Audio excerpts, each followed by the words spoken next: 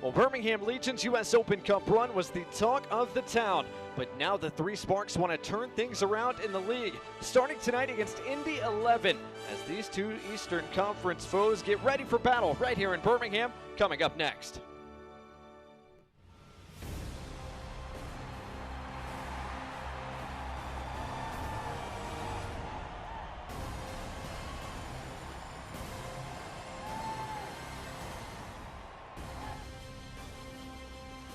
Greetings from Birmingham, Alabama and Protective Stadium. Our host for tonight's contest presented by Coca-Cola United, featuring Birmingham Legion taking on Indy 11. Here in our broadcast booth at Protective Stadium, glad to have you with us on this Saturday night. Alongside Morgan Copes, I'm Blake Gardner. And Morgan, what a run it was for Birmingham in the U.S. Open Cup. But now, can they turn that run into success in the league? It really was, and it's such a magical run in the Magic City.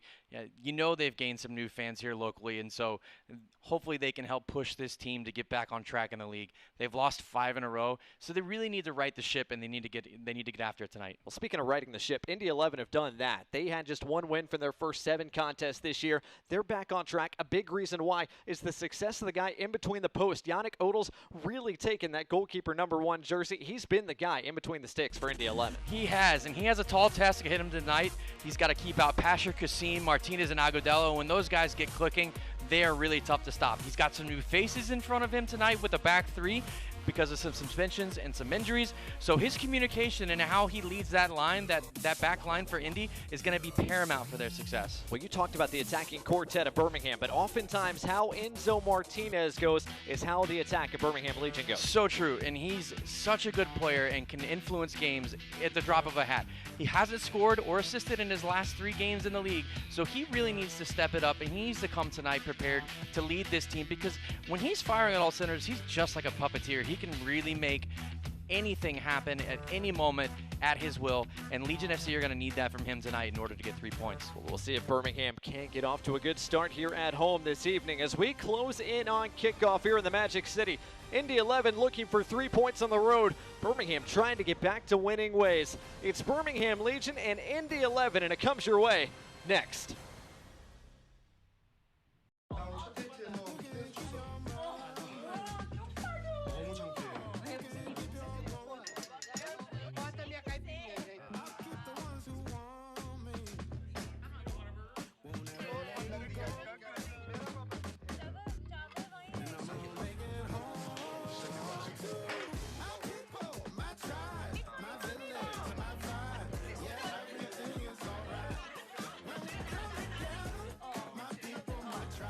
I walked into Chick-fil-A completely outnumbered. My husband was away at military leadership training, and the kids were doing this. Miss Carol brought me water, something to eat, and then before I knew it, she was tying Margot's shoes up and carrying her out to the car. It always makes me feel good if I help somebody. I went in the next day because I just wanted to make sure she knew how much I appreciated her help. I'm just so glad there was somebody there when she really needed it. That's gonna go on my refrigerator.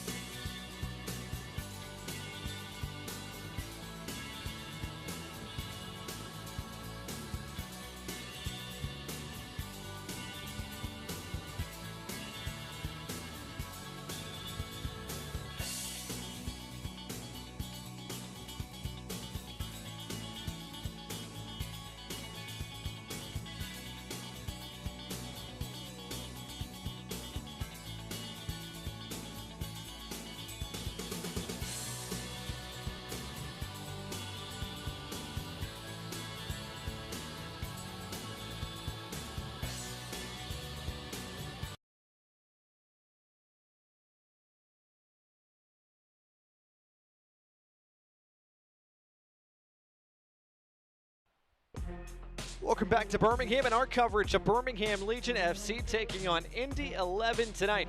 Almost ready for kickoff, but first let's get a look at each side's starting 11. So Morgan, let's start with Mark Lowry and Indy. It's been a pretty consistent group all year. Just a couple of changes from the lineup that saw Hartford Athletic. Yes, and most of those are forced changes. But Coach Lowry spoke to us yesterday about when this season started to turn for Indy 11 is when they went to a 3-5-2. He's been really happy with the chances they've been creating. He just wants to see them start to score some of those chances. See if Indy can't cash in early against a Birmingham backline that has struggled a little bit, Morgan. It's familiar faces for head coach Tom Stone, but can they find their rhythm tonight? Absolutely, and they haven't kept a clean sheet in the league since April 1st of this year against Tampa. But looking at that front four, they're going to interchange all over the place. You're going to see Pasher pop up on the left, on the right, up top, and Martinez. And I mean, they're going to be fluid in the way that they move. But what they're able to do tonight should be able to lead Legion FC to score goals. Back here, Protective Stadium, our referee tonight, Olvin Oliva, the North Texas native, gets his 6th USL Championship assignment this year after doing Colorado Springs and Orange County last weekend, and the Deep South here this weekend for Birmingham Legion and Indy 11. Indy 11 led by Mark Lowry, the 37-year-old in his 2nd season as the head coach in Indy after spending 3 seasons spinning up El Paso Locomotive in the desert. On the other touchline, Birmingham Legion led by Tom Stone, now in his 5th season here at the helm of Legion FC, looking for the 5th straight playoff appearance for Birmingham. What a gorgeous night for soccer here at Protective Stadium. 85 degrees as the sun begins to set in the western sky. Indy in road red tonight, Birmingham Legion, and attack black outlined in molten gold as we get ready for the first meeting of the year between Birmingham Legion and Indy 11, the 9th meeting overall. 5 of the first 8 contests between these two clubs have been won by Birmingham, including the last time they met in this building, a 3-1 Birmingham win in last year's regular season finale.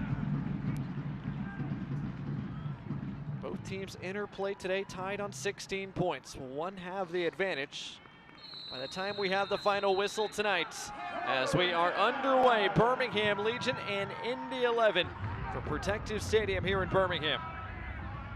Immediately you see that Legion FC are trying to get the ball into Juan Agudelo up front, and Tyler Pasher started this game on the right side. We all know that left foot is lethal, and but fully expect him to be fluid with Enzo and Prosper and Juan as they look to get forward at this Indy back three. Agudelo does get a touch here. Martinez plays in Pasher. Here comes that attack of Birmingham Legion.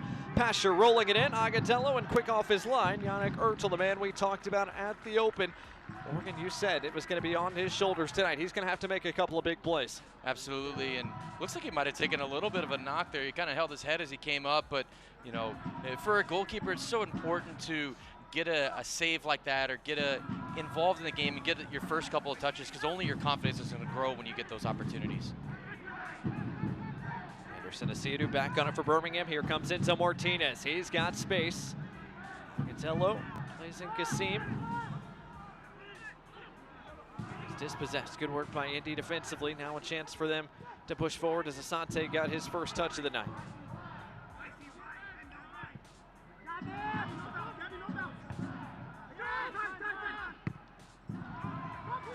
Same overhead, but Martinez clearly in an offside position. Jerome sends it back towards the midway stripe. Throw for Indy 11 gives us a chance to look at our injury report tonight. Indy once again without Macaulay King, out with a right quad injury, the 4th straight game he is out of the lineup. Robbie Dambrot was also on the injury reports for Indy, but he did make the 18, so potentially available for Indy 11 tonight. And also out due to red card suspension, Gustavo Risi, Adrian Dispe, both missing in action tonight for Indy. Meanwhile, for Birmingham Legion, Nico Brent initially was on the injury report, but he also is included in the 18, working his way back from a hamstring injury. So if he's available, the injury report clean for the home side. That'll be a nice thing for Tommy and the team to get back in and settle and have all of the options available to him that he wants. Nico started the season off pretty well, and would love to see him get back into some rhythm and putting some goals in the back of net for the black and gold. And it couldn't quite get on the end of that. It'll be a throw for Colin Smith and Legion FC. Crinali's pass picked. Cam Lindley trying to get it through Asante. Asante's got a little bit of space. He's got Blake running with him as well. Jack Blake, first time serve, blocked by Alves. And we we didn't talk much about Asante in the pregame, but it wasn't long ago that he was completely lighting up this league for Phoenix, and you know, he's not been as effective since he's come to Indy 11, but we all know that he has a talent in the back of his pocket and can pull it out at any moment if he wants to. Just the 1 goal, 1 assist so far this year for Asante. Both those came in Indy's narrow defeat against Monterey Bay. Towards the top of the box. First time, Molina. Still Molina. His shot pawed away by Van Oekel. Still work to be done as it's headed just wide. What a save. What a save from Van Oekel there. It just, as the replay comes up here momentarily, you look at it and great touch. Great opportunity for Indy to go up 1-0. Leans a little bit to his right, sticks that big paw up and was able to keep the ball out. A huge play early on by Matt Van Oekel, the 36-year-old goalkeeper. He makes the game's first big save. And Molina did everything right except ripple the back of the net there. Just a great save from Van Oekel, but you know, as a guy who gets forward and who likes to score goals, Molina's going to want that one back immediately. Asher couldn't keep that in play. A throw for Indy, and Morgan almost a very quick start for Indy 11. As we look at our keys to the game tonight, what does Indy have to do to come away with the road result? I think they need to pick the right times to go forward. They're the best possession team in the league, so don't get impatient. They need to protect the ball and make sure that they don't give it away in bad spots. Legion FC love to get on the counter. We all know the pace that they have up front and how ruthless they can be if they want to. And then, as Coach Lowry talked about and we mentioned early, they need to take the chances that they get. They had an opportunity right there. Is it going to come back to bite them? And for Legion FC, I think they really need to manage the emotions. They're not going to. It's not going to feel like the Open Cup. So they need to come out and they need to get off on the right foot. They need to manage the game in the important moments. The last game they had against El Paso, they gave up a goal right after scoring. So they need to make sure that doesn't happen. And when they get the opportunities, they need to be ruthless in front of goal. Smith back to the feet of Enzo Martinez, whose touch let him down just a little bit there. But Martinez wins it right back. Pasher in a wide space, trying to create a little bit of space, lost it. Be a goal kick for Indy and gives us a chance to check in with our sideline reporter for the first time tonight. Christina Chambers is down below. And Christina, we'll check in with you for the first time tonight. As you mentioned, Indy 11 with some injuries and red card suspensions for them. I talked to Coach Lowry before the game, and he said they need to find solutions. He doesn't want to have to lean on the bench, but those guys have to be ready when their name is called. As for Legion, Coach Sowen talked about how the time off in between the Open Cup and this game was much needed, but their focus has changed to this regular season game, and they know what they need to do. Thanks, Christina. Yes, some much-needed rest for a Birmingham side who, it's good news for Birmingham. Obviously, the U.S. Open Cup run was excellent. They set an attendance record here in the state of Alabama for the most people to ever watch a professional soccer game. Had plenty of support. The bad news was it was a lot of matches. It was a very crowded month of May for Legion FC. I think they touched almost all 4 corners of the country, once, if not twice, a couple times in some instances. So all that travel certainly was taxing on the team, and but a great opportunity for them to get back out on the right foot tonight. Birmingham have not played since that quarterfinal U.S. Open Cup match Wednesday the 7th against Inter Miami. So a good long rest as the cross got away. Dribbles all the way through. Alves beats Asante to it. Clears it as far as Kasim. That's a great chance for Gonzati to get in there and get a goal. I know Aiden Quinn's going to be wondering where he was there, but another opportunity just comes in from the right side this time, and he's there, but a pretty tame effort headed towards Van Oekel. That is the danger man, Sebastian Gonzati. Another look at his latest headed efforts. Not a bad ball either from Asante.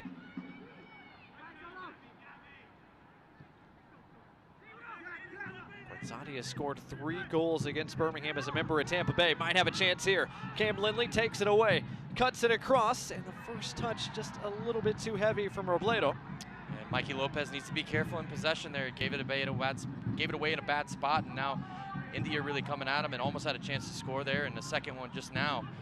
And this is still the same sequence from when we lost the ball in our own third. Another dangerous ball served by Asante. No one got on the end of that. Robledo Dispossessed by Asiadu, well done by Asiadu, and now Birmingham have a 4-on-4 break the other way with Pasher leading the charge. He's hacked down, and surely that has to be yellow. And it is. Yeah, and that's a professional foul. And Budati knew what he was doing when he went into Pasher right there. It was 4v4, as you said, and you know those 4 guys coming at you when you don't have any extra cover is not something you want to be looking at. And Yurtle will be very happy that he made that professional foul there. But now he's got to play on a yellow card for the rest of the game. Yellow card brought to you by Rubio Law Firm. Another look at it here. Yeah, I mean there's no attempt to win the ball there. It's just can I stop this guy and prevent them from continuing on in this counterattack?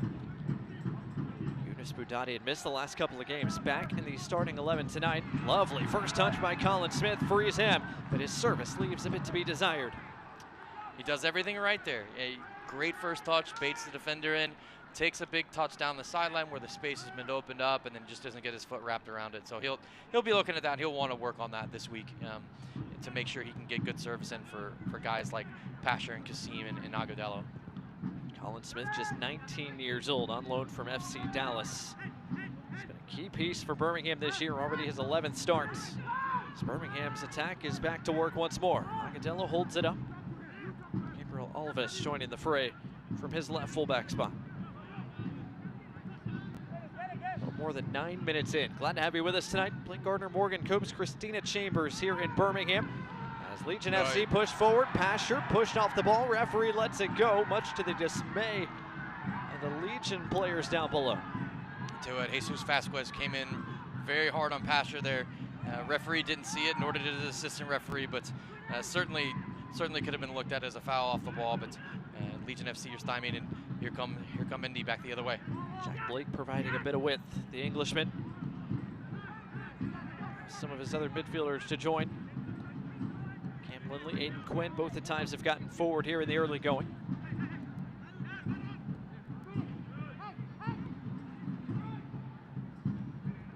Jacques Jerome, line for Jesus Vasquez.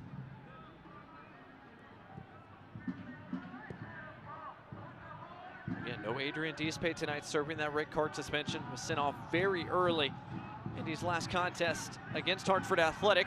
And Jerome is caught in possession. A late whistle bails him out. A foul against Tyler Pasher. I'll tell you what, Pasher does everything right there, gets stuck in.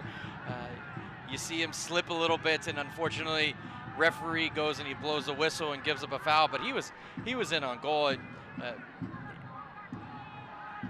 maybe a little bit of a foul, but he got the ball for sure. And Legion FC and Tommy obviously very upset. Feels like we've gotten a lot of things that have gone against us this year. And that certainly will not help. So Jerome, fortunate to get the whistle there. Otherwise, Tyler Pasher was sprinting at the face of goal. In a turf surface here at Protective Stadium, something Indy should be relatively used to. It's turf at Carroll Stadium as well in Indy. As Cam Lindley helps Indy reset playing out of the back. I do like what I'm seeing from Legion FC tonight. They are coming out and they are coming straight at Indy. They're pressing very high. They're setting very high lines. They're going to make it difficult for them. They're going to put as much pressure as they can on them early in this game to see if they can steal a little bit of a lead. Good first touch by Asante. He brings it down and he's got acres of space. Here comes Solomon Asante. Thought about taking up a shot, instead tried to thread through Blake. Yeah, he and Blake certainly not on the same page there, but Asante knew exactly what he wanted to do, but Blake just wasn't quite ready for that. But you know, you can see how dangerous he can be when he gets his foot on the ball. Birmingham fans, to stay up to date on all the latest Legion FC news, be sure to follow @BHM Legion on Twitter, Instagram, Facebook, and TikTok. Download the Legion FC app today in both the App Store and Google Play. The Legion FC app and @BHM Legion on Twitter, Instagram, Facebook, and TikTok. Your home for all things Birmingham Legion FC. Birmingham a bit of chance to possess now as Cernali's pass well behind Elvis. Possession comes to a very quick end. And Morgan, of the two teams, really it's Indy, the team that likes to play with it a little bit more. Birmingham would much prefer to attack very, very quickly. Absolutely. You can kind of see, looking at the stats already in this game, you know, Indy's had the ball for 62, 63% of the time, which is just above what their average is on the year. And, you know, Legion FC are a team that are happy to let the other team have the ball and play you on the counter, and they've got all the weapons that they need and pace to do it. So you just have to be very careful where you lose the ball. Like so, Juan Agadello. Done by Anderson Asiadu to find the target man. Kasim in a wide area. Agadello almost got on the end of that. I'll tell you what, that's a great little build-up, and we talked about earlier in the game the keys for Indy. Don't lose the ball and allow Legion FC to counter you. Juan Agadello does a great job, takes a few extra touches, but allows Kasim to get forward enough, and unfortunately he's not able to get on the end of it, but a fantastic ball for Kasim. And as you off screen, you may or may not have seen Enzo Martinez just slip, so maybe slipping on this turf surface is something that could be a factor tonight. Martinez and Pasher able to bring that down. Last touch by Martinez. So a throw for Indy. 14 minutes in tonight. Both sides have had a couple of early opportunities. Indy's had the biggest one. Roberto Molina saved by the right paw of Matt Van Oekel. Easily the biggest play of the game so far.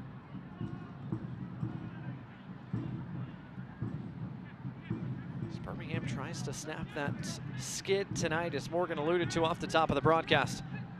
The Open Cup run was great, but now attention turns to the league, and after Birmingham got off to such a torrid start, trying to get back to that. Alvis, lovely touch. Lopez back out to him. Alvis gets to the byline, his cross partially blocked by Budati, and last touch by Legion FC will give Yannick Girdle a goal kick. A couple things I've noticed about Legion FC. We talked about their press so far. As the ball goes to Jerome, every time he seems to get it, they seem to come at least 3, 4, 5 yards forward. They're going to make it difficult for him to play out, and they're going to try and see if they can take advantage of him on the ball versus some of the other guys who are a little bit more experienced. Lopez got a boot on that pass from Robledo. Agadello. Asiadu pushing forward. Flag stays down as his cross is blocked aside by Molina. But it is going to be a corner, the first of the night for Legion FC, brought to you by Chick-fil-A.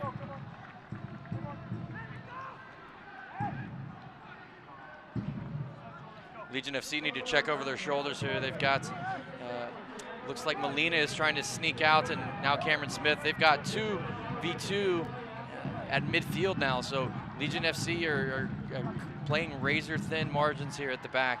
So we definitely need a good service from Tyler Pasher. And now it's 3v3. Pasher, top of the box, Kasim.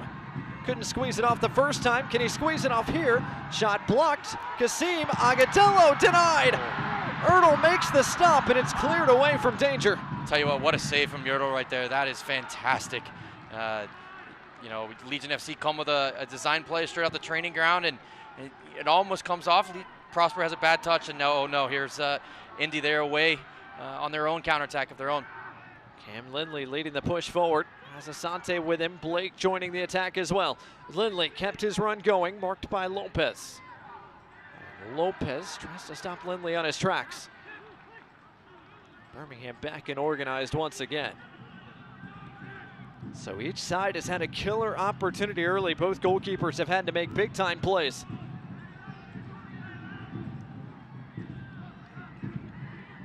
Here comes Aiden Quinn. Quinn has space, tees up a shot right at Van Oekel, who saw it all the way.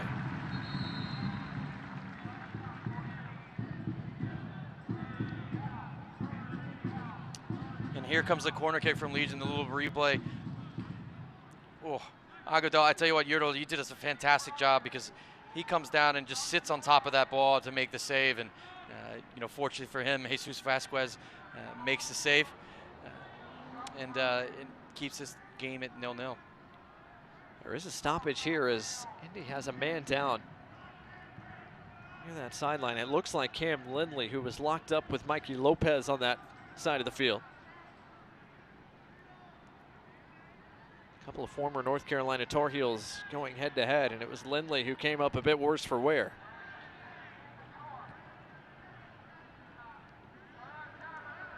Looks like he's going to be all right. Obviously a very important piece for Indy. Cam Lindley spent 2020 with Indy 11, then went to Colorado Springs, was second team all-league last year. Decided to come back to the Circle City this year. And for Indy's sake, hopefully he's able to continue. So a couple of nervy moments at both sides. Christina, earlier in the night, we talked about how big the defenses were going to be, the goalkeeper specifically, but everybody in the defensive half for both Indy 11 and Birmingham Legion. That's something Anderson Asiadu of Birmingham takes quite a bit of pride in. That is exactly right. I talked to him about his aggressive play, and he says, hey, I know my duty and role on the team. He says, I may not be the guy to score all the goals, but I want to do my job well, which helps give the attacking guys energy. He says, when you work hard, you will be awarded, and he hopes his play here tonight helps them overcome any of the challenges that they may face and come out with a victory here tonight. Thanks, Christina. Anderson Asiadu, certainly a key piece, and right away, key defensive intervention there as he was tracking back defensively. And Blake does a great job getting away from Alves there, and Alves needs to be careful. He probably doesn't want to get turned like that too many times tonight, because if Indy can turn around and come straight at you with a full head of steam, they can really hurt you. Indy 11 back to full strength. Cam Lindley back in the mix, looks to be good. More than 19 minutes in tonight, still scoreless between Birmingham and Indy. As both these sides look for the upper hand on one another, both with 16 points so far this 2023 campaign, as Crinali couldn't quite connect with Pasher, who was trying to make the run in behind. Birmingham resets through their captain, Fenwell Kavita, 30-year-old center back from Clemson. Martinez trying to bring it down, went down edge of the area, not enough to warrant a whistle. Jesus Vasquez were locked up. It's a fantastic ball from Alves, but Enzo Martinez isn't quite strong enough, but tries to earn a foul here, and may have been a little handball somewhere. That is certainly going to be a foul, and Gabriel Alves is going into the book. Yellow card brought to you by Rubio Law Firm as he chopped down Jack Blake. Yeah, once again, he's trying to come in and make his name for the team and get back in, and you know, he comes in very, very hard right there in that tackle.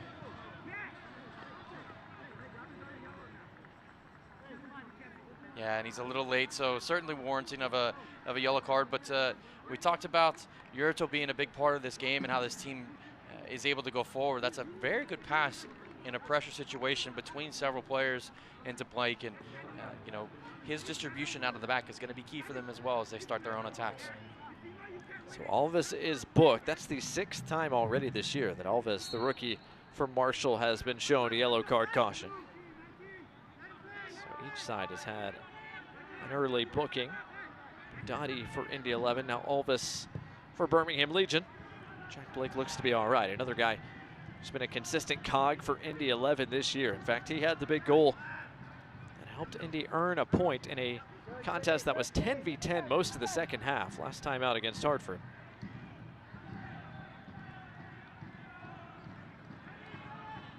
Approaching the midway point of this opening 45 minutes, both teams knocking on the door. Ball through just a bit beyond the run of Quinn, and Kavita does well to usher it out of play. Yeah, Molina's going to have a little bit of a hard time getting around a guy like Fenwell Kavita. He's got him on size and already had the angle and position on him to make sure he ushered that out. So no surprises to see Molina not. Oh, that's bad. That's really bad. Vasquez down, Agadello down as well. And nothing about that collision looked good. And to be fair, Vasquez needs to be careful. That's the second or third time he's come in very, very physical and very hard on one of the Legion FC players. And so as this game continues to go on, the referee needs to take note, because I guarantee you the players for Legion FC are already taking note of what he's trying to do to their teammates. And it will not be long before one of them decides to step up and let him know, hey, we see what you're doing to us. If the referee's going to let it go, we're going to come straight back at you. So the referee needs to be very careful. He needs to make sure that he pays attention to these types of things, because this game can get out of hand very quickly if he does not. Another look at the collision. Did not look good live. Goodness gracious, that's a knee to the back of his head.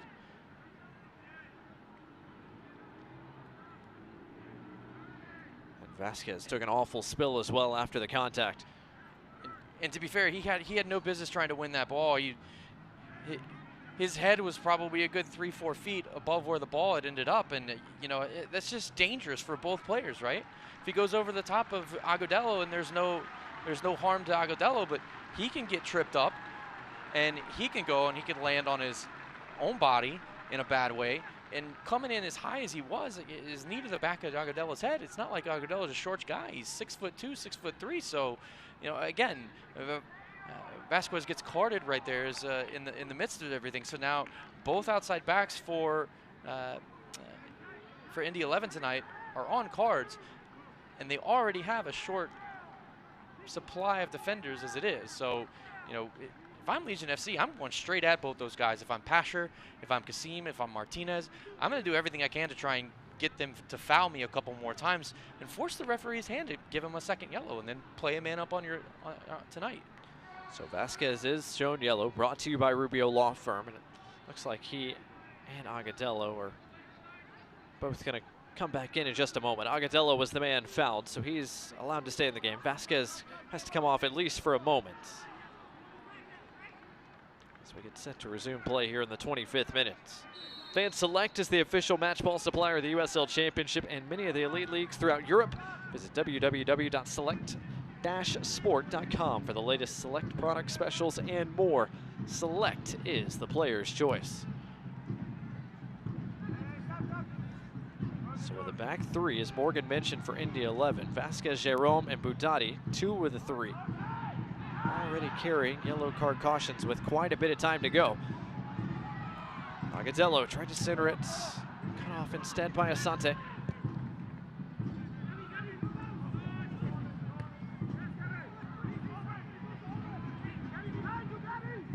Blake finally able to bring it down off the turf. Couldn't do much with it. Another throw for Legion FC.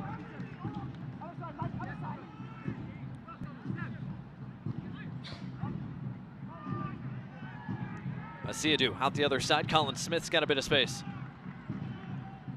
Quickly closed down. Good work by Robledo, the 21-year-old on loan from FC Cincinnati.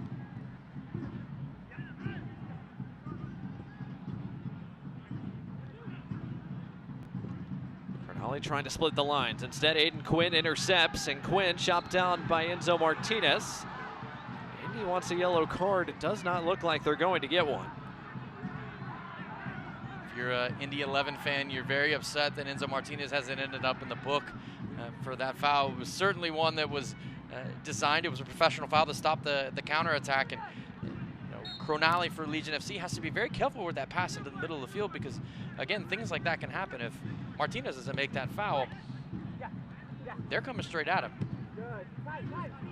So no yellow card for Martinez, despite the protestations of Aiden Quinn. Indy back on the ball. Jesus Vasquez back in the mix. Guinzani. Quinn. Blake trying to touch his way around Alvis. That was cleverly done by Alvis. Trying to create some space against Blake. He does just that. Couldn't connect on the other end with Lopez, though. That is one thing that's very good about Alves. He's very, very comfortable on the ball. In any situation, even inside his own 18, to do something like that is not what you would probably see most people do. They would probably just use the old adage, when in doubt, kick it out. But instead, he takes his time, keeps his composure, and is able to break the lines and get away. But unfortunately, Legion FC, you know, they play the ball out of bounds. Budati for Asante. Back to the feet of Yunus Budati. Indy enjoying the bulk of possession here in this first half. Trying to turn it into an opportunity. Indy so far just the one killer chance for Roberto Molina. As Asante tried to get back onside. Did he? Assistant referee says he did. Flag stays down. Here comes Asante. His cross was in a dangerous area and a foul given. Van Oekel made a big stop anyway, but Robledo collided with Lopez. His first touch a bit too heavy, and it's a free kick for Legion FC. Looking at Asante on the other side, he's just kind of throwing his hands up in the air. He's like, what more do I need to do for you? He puts it right on a platter, and Robledo decides to take a touch, not a great touch, and then all of a sudden there's a foul, and Legion FC are off the hook. But you know, this ball is fantastic from Asante, and it's right there. He overruns it and gets too far up on it. I mean, just a little bit of patience from Robledo right there, and he can walk and just in his stride just clean that ball into the back of the net. And unfortunately for Indy FC, you know, he decides not to do it. But we talked about it earlier in the game about one of the keys for Indy is they need to finish the chances that they're getting. They're getting plenty of chances tonight, but they're not finishing them. They've had 2 big chances tonight, and they haven't scored either one of them. Mikey Lopez, the man down for Legion FC. Christina Chambers is down below. Christina, Juan Agadello came off for just a moment, receiving quite a bit of medical attention. What was he favoring? He was favoring his right shoulder when he came off the field, but shook it off when he stood up. He's on the sideline now, getting some water, talking to Pasher, but he seems okay, and the team just kind of regathering that momentum, trying to lift each other up.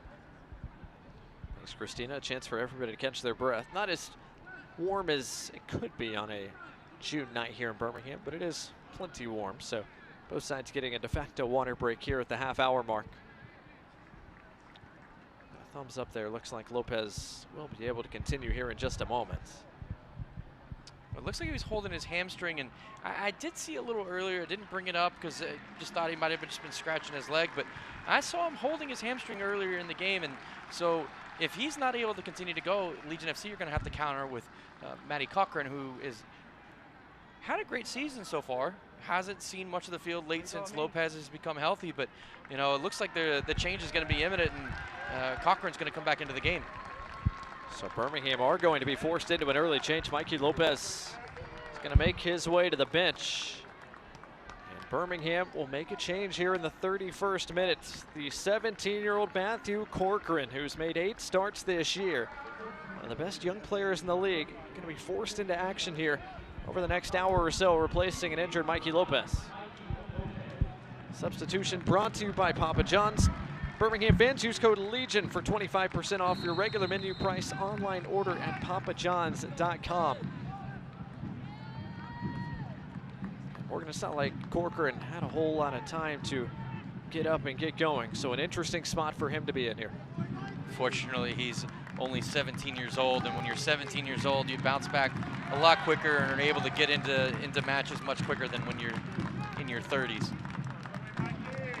Corcoran on, Erdl restarts things for Indy as the Birmingham fans applauding a fan favorite, Mikey Lopez, hoping it's nothing too serious for him. Tough break for Lopez, whose season got off to a late start due to an injury suffered in preseason. He was the first captain of this club and always going to be a fan favorite here. He just has a motor and an engine that just doesn't stop, and people respond to that in Birmingham, and they really like his effort that he puts forth. And you know, unfortunately for him, he's going to have to go back to the recovery room. So an early Birmingham change here with less than a half hour to go in this first half. Zadi sinks in for a touch. Going out the other side for Vasquez once again. Robledo, bit of space on the flank. Trying to cut it back against Asiadu, who is having none of that. It'll be a Birmingham throw. Fans don't miss a minute of the action in 2023, whether your club's on the road or at home. Catch nearly every second of the USL Championship action on ESPN Plus. Over the USL, La Liga, Bundesliga, UFC, and more. Sign up today at plus.espn.com. Here's a chance for Legion FC to go forward. Great ball from Martinez out to Kasim, and he needs to get at Budati. He's got a card. He needs to get at him. He needs to force him to make a tackle or make a mistake. It's an easy catch for Erdl in the end. What a great opportunity for Kasim to literally run straight at Budati, see if you can get him off balance, take a touch beyond him, and then run into him, and hopefully the referee gives you the card. But you have to give the referee the opportunity to make that decision, and he just doesn't do it in that sense. Hopefully he will in a little bit later in the game. But what an opportunity to really get at a guy who's already got a yellow card and can't afford to make a mistake. Cronali, Kavita, Corcoran help Birmingham rebuild from the back. It's good to see him get on the ball early, you know, in the first couple of minutes when he's come on, to touch it, get a couple of passes in. We talked earlier about, you know, goalkeepers and their desire to make a routine save, if you will, early in the game so that they can grow into it. The same is for, you know, guys who are in the field in playing. They want to try and get in. They want to get the feel for the game. They want to get a feel for the ball on the surface and a few other things. But good to see him get on it, and now Legion FC really need to start to go through him to build attacks. Good work by Blake into midfield for a touch. Vasquez back to the feet of his goalkeeper. Indy 11 playing even with Birmingham so far, looking for a win on the road. Road play was something Indy 11 struggled with virtually all of last year. Just 3 wins out of 17 road contests for Indiana's team a season ago. Martinez isn't going to be able to get on the end of that. Again, Legion FC still coming with that high press when the opportunity presents itself. They're not always just going to go chasing the ball when it's forward, but you know, picking the right times when it's played backwards, or when the goalkeeper gets on it, or when Jerome touches it. They've made it a point to really get in the faces of the Indy guys. Not a bad idea there from Asia, dude, just couldn't quite keep it down. Well, and I'm pretty sure we heard Christina say earlier he knows that he's not going to score all the goals for the team, but he'll do his job defensively in order for them to have the best chance to score, and he decided to take his chances, and unfortunately it didn't come off this time. Cedu has scored 3 times as a member of Birmingham Legion, just couldn't quite catch the frame there. And he scored some really big goals for the club too. They haven't just been any sort of goal either. Sante able to bring that down. Blake connects with Budati. Breaks the Birmingham pressure, and now Indy can try to build. Big switch over the top into the run for Abledo. Cedu got there first. And was it last touch by Cedu? It was not, despite Indy 11 touchline thinking otherwise. And Cedu's put in another quality shift defensively so far tonight. Getting some adulation from the crowd down below. Yeah, I think they were jeering Coach Lowry from Indy. He was incensed that Indy did not get that ball. Agatello, pretty footwork to get out of trouble. Sure, tried to get it back to Cedu. Instead, Asante had it read. Yeah, that was tough. He had 3 Indy defenders right around him, and he plays a pass backwards. Unfortunately, it was not a. It was ill-advised. I would not have seen him make that pass normally, but Indy here on the counterattack. Lindley late arriving. Blake trying to ping it towards the feet of Guinzati. Martinez holds it up, waits for a bit of help. He's got some. It's 5-on-5 at Birmingham. Hurry. Sure couldn't quite get around that of Vasquez. Again, Legion FC with an opportunity to get at Indy on a counterattack, and you know, a misplaced ball from Martinez, which is not something he typically does. Could have seen Pasher running right at Vasquez, and that's dangerous. Birmingham fans looking to grab some of the season's new merchandise to wear to the next home game? Check out all the new gear now at bhmlegion.shop. Again, that's bhmlegion.shop to get your fit ready for the next Legion FC home game this summer. Birmingham in the black jerseys tonight, black shorts, countering with their red strip head to toe. Blake wanted the whistle, got the whistle. Foul given, free kick for Indy 11. Blake may have made the referee make a decision on that one. I'm not sure there wasn't too much contact, but from looking all the way across the field, my eyesight may not be quite that good. But Blake has grown into this game quite a bit. He's gotten on the ball the last few minutes, and he popped over here on Indy's left side and is really starting to cause some problems. He's good in possession. He's good with the ball at his feet, and you can see he makes people miss by what he did earlier to Alves. So certainly a danger man for Indy. Corcoran gets it back to the feet of Pasher.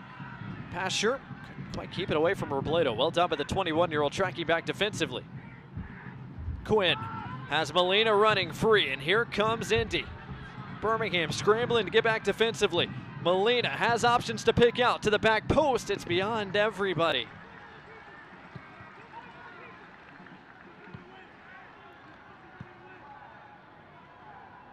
And a wasted opportunity there as Asante, Blake, and Guinzani had all made runs to the mouth of goal. Fortunately, Roberto Molina could not pick out any of the trio. Let's see here. Molina has an opportunity to keep going to the byline if he wants to. Decides to cross it over earlier, and I think his teammates might have just been a little bit too far away. But he had Cameron Smith bearing down his neck, and he's probably one of the quickest guys on the field, if not the quickest. And so, he took his chances, and unfortunately, Indy could not get on the end of it to put it in the back of the net. Here comes Cam Lindley connecting with Asante. Blake getting involved in the attack once again. Asante against Alvis. By Alvis to at least get back in front. Alvis needs to be very careful with Asante out there. It was apparent that just over a few steps, Asante has him for pace, so he needs to be very careful while he's watching Asante out on Legion's left flank. And he also has a card.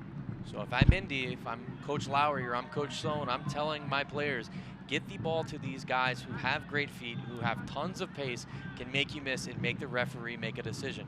Go try and earn another foul against these guys and see if you can't get the referee to send one of them off. Birmingham fans, Legion FC's next match right around the corner this Wednesday, June 21st at 7 o'clock right here at Protective Stadium against Loudoun United. Come out for Nike Night and enjoy live DJ, drink specials, a soccer inflatable game, frozen treats, and more. Get your tickets today at bhmlegion.com. That's Birmingham Legion and Loudoun United coming up on Wednesday, June 21st at 7 o'clock right here at Protective Stadium. Birmingham have a few home games coming up throughout the summer. Trying to get back to winning ways at home. They were 9-4-4 at home a year ago. So far, just 2 wins out of 6 contests here at Protective Stadium in the league. Had success at home in the U.S. Open Cup, but can they turn some of that tournament success into USL Championship success? That's the question for the 3 Sparks coming into the night. Pasher trying to flick it on for Martinez. Didn't come off quite as intended. It was a good little spell of possession for Legion FC. There were a lot of off-the-ball runs, and it just wasn't on. And Asante decided, or excuse me, Siridu decided he was going to try and thread the needle there, and it didn't come off. But, good opportunity for Legion FC to put their foot on the ball and kind of pump up those possession stats. Dello a touch a bit too heavy, but he almost got it back off of Blake. Budati to the rescue.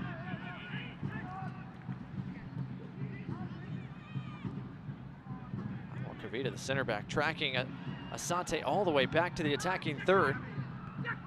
Blake able to bring it down. Lindley around to Siridu, and here comes Indy. They have options. Guinzani one of them, Molina the other. It's Molina who ends up on the ball trying to thread it through and could not play the killer pass to Robledo. It'll be an Indy throw as we approach the final few minutes of this opening 45.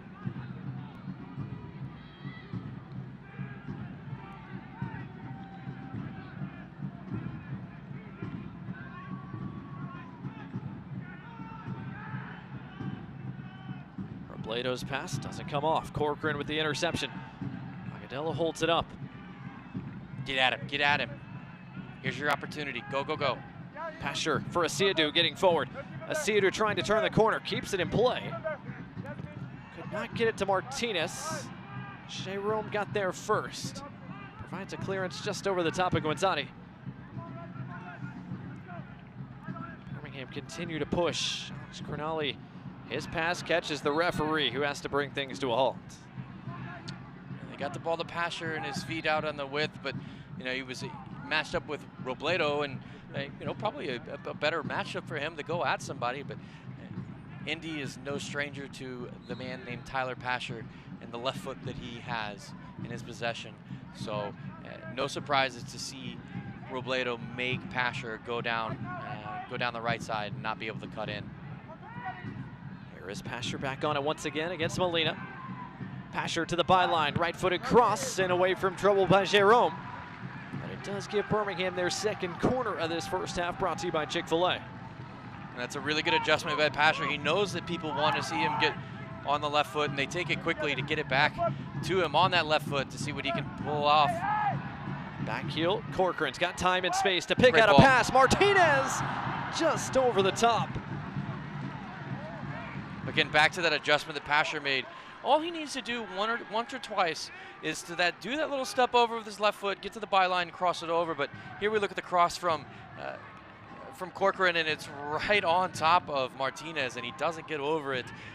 Martinez typically scores those, and you know he needs to get back in those winning ways, and so he's gonna beat himself up for that one later. Both Martinez and Alex Crinali had space. Birmingham cannot convert. An excellent opportunity. Martinez back on the ball once again, and plenty of space. Here's your opportunity again. Get at him. Pasher on his left. Has a Siadu for support. Corcoran as well. Agadello. Kasim, Alvis, the overlap. Agadello trying to turn. Shoots just wide. But Birmingham knocking on the door over the next couple of minutes. Some very tidy footwork and some very tidy passing from Legion FC right there. Matty Corcoran getting the ball into Kasim, and then a little flick right there. And you know, we all know how well Agadello plays with his back to goal. Unfortunately, can't get his hips quite around that one, but you know, something Indy needs to be very aware of, that they're going to try and break you down with little bitty passes. And you got a guy like Enzo Martinez, we talked about him. He can make those little passes. Kasim can do it. Agadello can do it. Pasher as well. They like to be very intricate around the box when they have the opportunity, and they're very good at it. Agadello just missing the frame. He scored twice in the league this year, 3 times in the Open Cup. A couple of great scoring looks there. Could not cash them in, and that's been the story of the first half for both these two sides. Indy's had a couple of golden opportunities that have gone wanting. Birmingham likewise. One adjustment I'd like to see Tommy make in the second half, or Coach Solon for Legion FC, is maybe switch Kasim and Pasher. See if you can open up some things by making them go at different defenders. See if that opens up the opportunity to get another goal. Officially 5 minutes of stoppage time to close this first half, brought to you by UAB Medicine. Did have a couple of big injuries there, a couple of stoppages that warrants a bit more extra time than typical.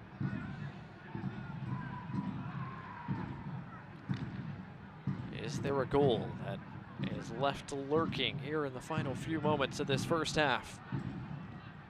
Crinali tried to clear it, unsuccessful in that endeavor, and Van Oekel slides in to collect. It's good awareness from Van Oekel, knowing that he has the ability to come out and collect that ball, get it in your hands, get your shape back, take a moment, and build your next attack. Smith brought down. Referee gave the foul, though Smith looked like he wanted to continue to play. I love that from Colin Smith, though.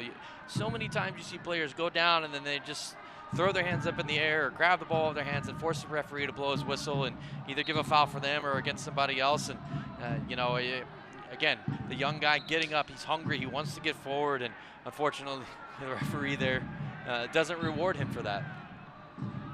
After being very specific, Oliva does allow Birmingham to restart play. He wanted that free kick from a very particular part of the turf. Siadu connects with Pasher. Got it back to him. Well done in tight spaces for a moment. Quinn back to the feet of his goalkeeper. Does avoid conceding a corner. Colin Smith will run that down. Birmingham back on the ball as we played 2 of our minimum of 5 minutes of stoppage time to close this first half.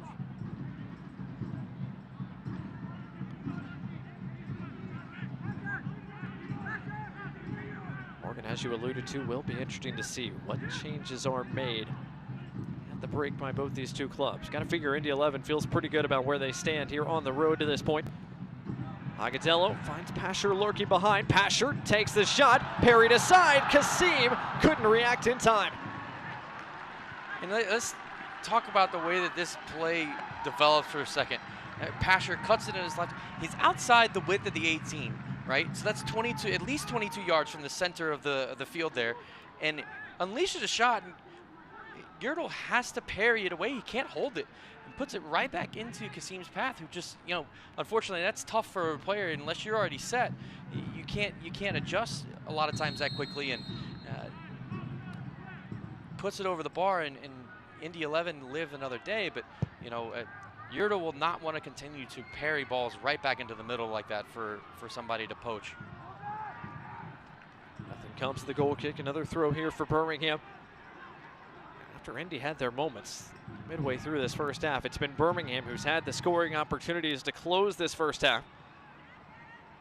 Indy try to get this thing into the halftime dressing room, still locked at 0-0. Molina connects with Quinzati.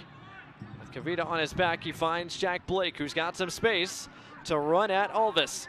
Blake tries the shot, and it does not trouble Matt Van Oekel. Shots like that sometimes make me remember of playing FIFA back in the day, and the commentator would say that is high, wide, and not at all handsome. Free kick given there as Agudelo got tied up. I believe that's Vasquez who's down. It's been a tough first half for him physically. He and Agudelo have been involved in quite a few tussles on balls in the air. One specifically that got Vasquez booked earlier.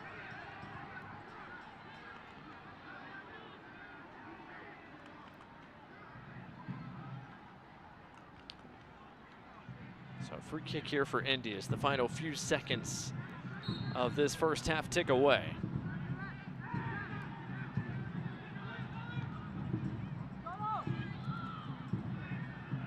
Cam Lindley taking his time before picking out an option. The one closest to him. Lindley on the turn. Trouble. Quinn made the run. Still late in Quinn. Could not connect with Molina as Smith clears it away. I tell you what, that is a fantastic run from Quinn. Coming as a third man off the ball. You see Indy get on it, and then they start to break. Legion FC's back line starts to drop a little bit, but he looks over at both shoulders, knows he's not going to get the ball, makes a beeline straight down Route 1, gets the ball on his chest, and that could have been a lot more dangerous for Legion FC than it turned out to be. Had that ball just been a little bit in front of him. Christina Chambers downstairs with Birmingham head coach Tom Sohn. Sure, early. You guys did. Well, given opportunities where we can a little patient. And if we do that, we can move around and some gap. All right, Coach, thank you. Thanks to Coach Sohn. His Birmingham Legion side scoreless with Indy 11 so far through 45 minutes of work.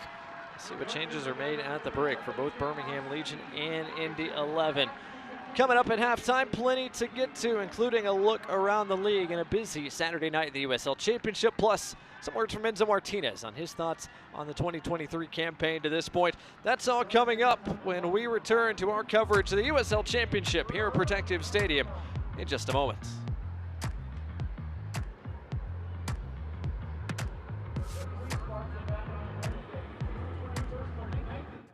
Calling all Legion fans, Birmingham Legion and your local Papa John's have teamed up to kick your hunger with these exclusive Papa John's deals. When the Legion win, you win. Get a free large pizza with the purchase of a large pizza at regular menu price the day after a Legion win using code LEGIONWINS at papajohns.com. Hungry for better? All season long, enjoy 25% off your regular menu price order when you use code LEGION at papajohns.com. Don't miss out on these great deals at a participating Papa John's. We are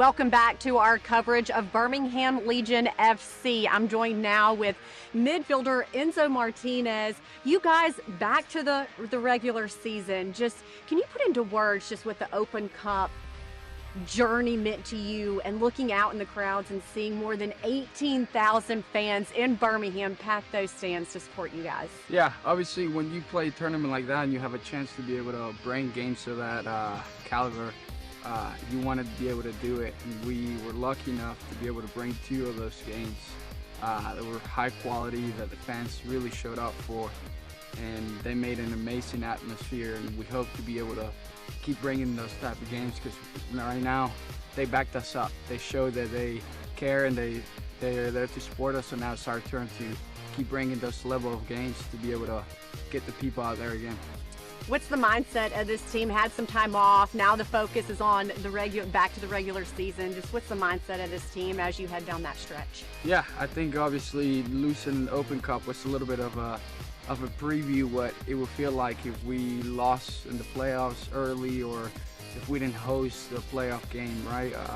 So the mentality right now, I think, is we're in a position where we have to win and we don't have any other option. So it's a good place to be, obviously, because it's going to bring the best, and you don't have any time to take a rest or take a game off because we've fallen behind in the league. So now we have to be in that mentality where we have to go after everything and no rest. So I think it's a good place to be. It is, and you guys, you have a little bit of hometown support with you. Your brother Alex is on staff, and what's that been like, having your brother on the sidelines as one of the assistant coaches? Yeah, it's been awesome. Obviously, we've always been able to kind of separate, business and family. And I think we've done a good job of that, but it's also great to be able to have someone to talk to in certain situations that completely understands my point of view. And I know that he brings a lot of talent to the staff, and for me, it's awesome to have him. You guys ever get mad at each other? Nah, not really. That's where we were able to kind of separate that. When we were younger, we used to fight like cats and dogs every single day, but now we're able to get past that, and we couldn't be closer because of all of that.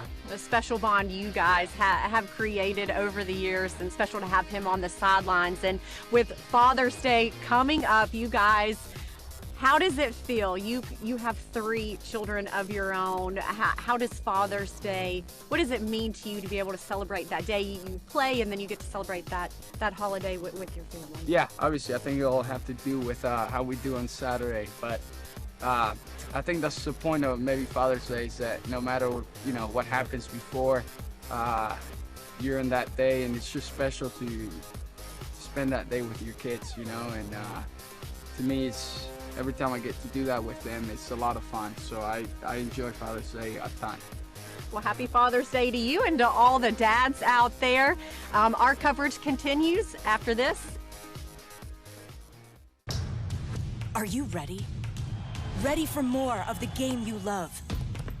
Ready for more players and more teams? Ready for more stadiums, for more fans in more cities? This is a different league. The USL Super League. Built for the future of women's soccer. Bridging the journey from youth to pro, connected to the global game, and bringing it all closer to home. Are you ready?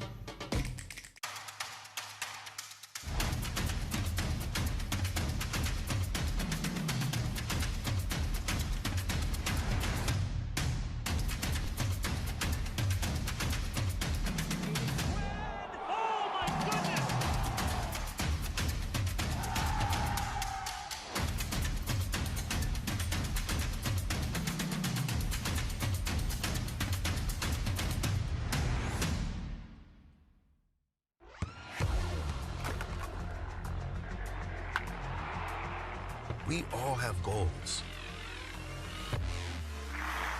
But let's be honest, most of us aren't going to be professional athletes. But if your goal is to finish your degree, we can help. Come to a university that puts your goals first. Bellevue University, your partner in finishing goals.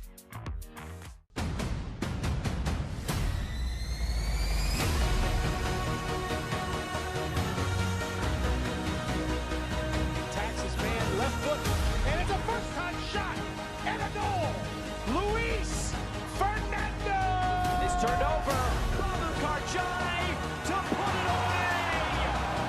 Phoenix Rising will take all 3 points. 3-1 Rising.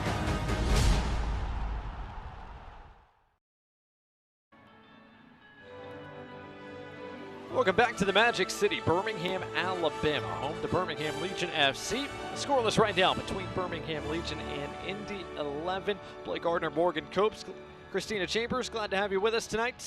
Here's where things stand in the Eastern Conference coming into the night. These two teams both with 16 points so far, tied for 6th. Birmingham technically in the 6th spot right now with more wins so far on the season. That's the tiebreaker until we get a head-to-head result. But Morgan, Indy got off to a slow start. It's been Birmingham who's been scuffling in the league as of late, but still plenty of time to make up ground on Pittsburgh and Charleston, who lead the way.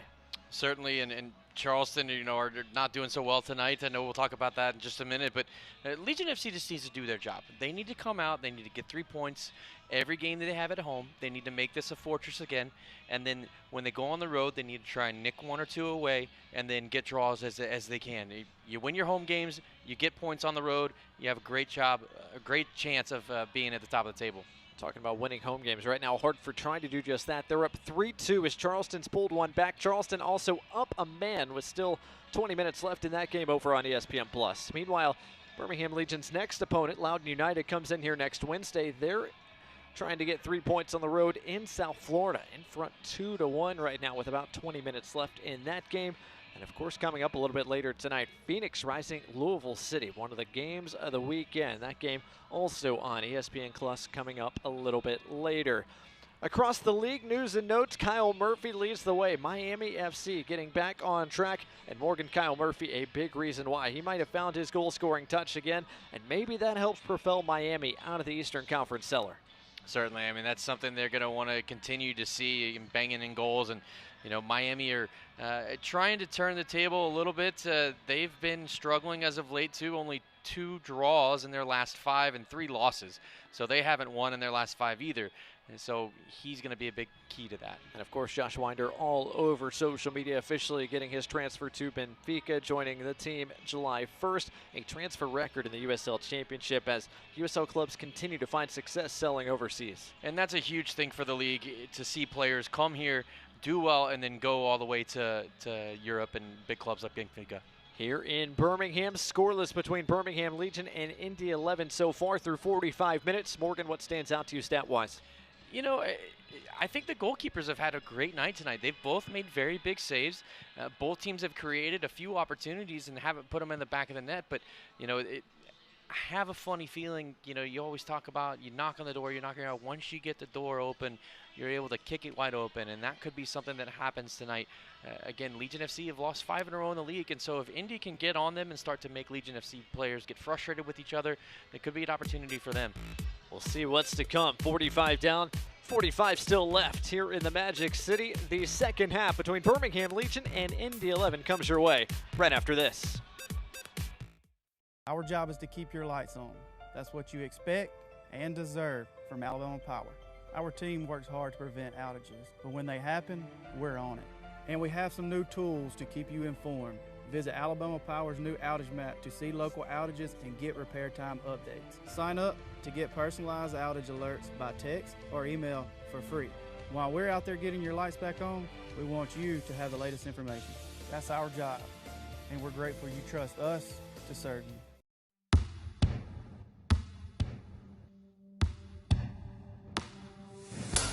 There's a beat in all of us. It drives us, it inspires us, and it pushes us through.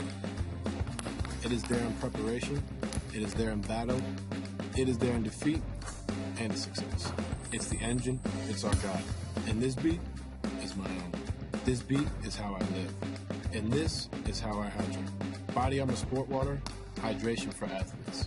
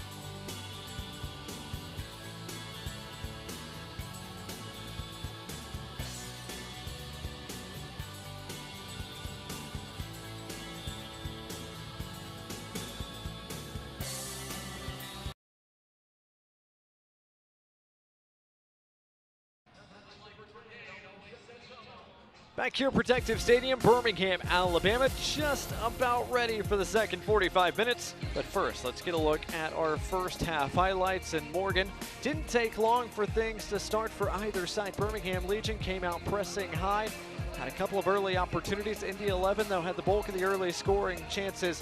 Really, neither team could put away those early looks that they had, despite some physical play as well that we had in the first 45 minutes.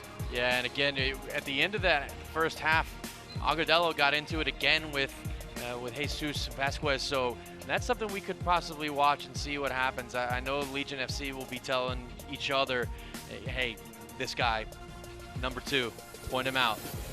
Agudelo had a couple of opportunities there, denied by Yannick Erdl after Matt Van Oekel made a couple of big stops. Another save there for Van Oekel, who saw 5 shots in that first half, made 3 saves. This is probably the best look of the night. Enzo Martinez, unmarked, couldn't quite put that on frame. Yeah, and another half chance for Legion FC with Agudelo, and he's had a couple tonight, but Martinez really should score there. And, you know, on the flip side, Molina should have scored for Indy 11. So, you know, both teams have had chances. They've missed big chances, and Kasim here just wrong-footed. That's very difficult to do, to be set to redirect that. It's such a short distance, but we'll see what happens in the second half. Second half starts now. Indy 11, Birmingham Legion. It feels like there's a goal in this game somewhere. Who is going to find it? The team in black or the team in red? Blake Gardner, Morgan Copes, Christina Chambers, your crew here tonight at Protective Stadium. Christina, you got a chance to catch up with Indy coach Mark Lowry as the second half was about to get underway. What were Coach Lowry's thoughts? That's right. He just said, hey, we need to take shots. He said, we're controlling the ball, which is good, which is really good. He goes, but they need to take chances. They need to get up in the box and take some shots. Thanks, Christina. Pretty direct words there from Coach Lowry. Meanwhile, Birmingham Legion have made a change at the midway point. Substitution brought to you by Papa John's. Use code LEGION for 25% off your regular menu price online order at papajohns.com. It is Prosper Kasim who has come off, and it's Deepa Nwegbo, the 21-year-old rookie, who is coming off the bench for the 7th time. And this time he's going to be asked to play more than a handful of minutes, all 45 for Nwegbo. It's an interesting substitution. It makes you wonder if there may have been a little bit of an injury or a knock for Kasim, because, you know, typically you don't see a coach change a player of that caliber at halftime. So, you know, in Coach Stone's defense, Kasim wasn't exactly involved in everything and getting at players, and, you know, maybe he wants to get a right-footed player in Nwegbo out on the left flank so that he can cut inside and maybe create some chances that way. So Kasim off. Of course, Birmingham was forced into an early change in the first half. Mikey Lopez came off with a knock holding his leg. Matthew Corcoran, the 17-year-old, has taken over in midfield. No announced changes for Indy at the stoppage as Asante weaves through traffic. Burdatti under pressure, split defenders, found Aiden Quinn. The guy that's been really quiet is Guinzati tonight. He comes on the ball here, makes a good run, and kind of slips in between the lines. And you know, right as you say his name, well, unfortunately, Molina makes a mess of that one. But, you know, Guinzati's been really, really quiet. And we all know he has the ability to score goals. He's done such a great job at Tampa, and now he's at Indy, and he's made a difference for the team since he's been here. But, you know, he was really quiet in the first half. Agudelo somehow able to corral that. Martinez back to the feet of Tyler Pasher. Attacking trio for Birmingham Legion, getting to work. A lovely ball. Martinez into the run of Smith, just a bit too far out front of the youngster. Yeah, and not a great pass from Martinez. I mean, it takes a lot to outdo Smith in his pace, and unfortunately he doesn't get that one quite right. But you can see Legion FC are still continuing to try and get forward immediately and very quickly when they get the ball at their feet.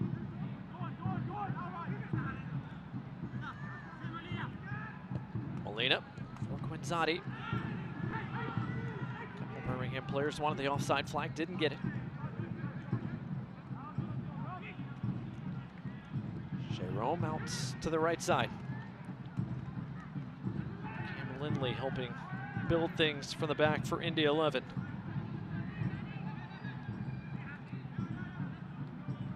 What a nice result this would be for Indy to come away with 1 point, perhaps 3 here at Protective Stadium tonight. As Corcoran dispossesses Blake. Good work by the youngster in midfield.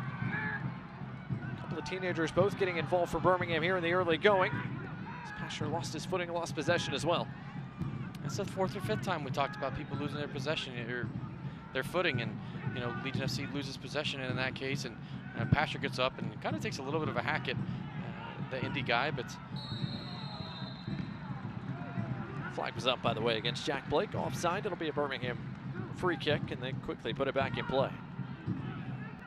Again, we talked about when Corcoran came on the field that Legion FC are going to try and change, and they're going to try and build through him in the passing, and so it's no surprise to see him get on the ball quickly and start the game back up. All this lovely ball to get Nwegbo behind the defense. Agudelo comes for a bit of support. Elvis. Anderson Asiadu. Birmingham want to switch the points to the other side. Smith. It's a great ball. Smith. Nwegbo flicked it to the back post, but Martinez and Agudelo didn't run quite that far. That's a fantastic ball from Smith and a great change from Asiadu in that little that sequence. And Nwegbo doesn't get his head on the end of it. So it'd be interesting to see what the replay shows if we get one, and how close was he actually. But that seemed like another really good chance for Legion FC to score. Legion have had some dangerous moments tonight. Molina trying to create some danger of his own. Indy off and running. Molina tried to thread through Guenzati, but Kavita was with him stride for stride. It's been a frustrating night for Sebastian Guenzati to this point. Yeah, and we just talked about Martinez, overhitting a pass, and then, Molina overhits that pass to Guenzati, but, playing on turf is so much different than playing on grass, and people don't realize how fast it actually is when you play on turf. And, Legion FC, they take and they spray the entire field with water to make it feel and skip a little bit more like glass to kind of reduce the effects of the rubber in the turf, but, it plays very, very quick.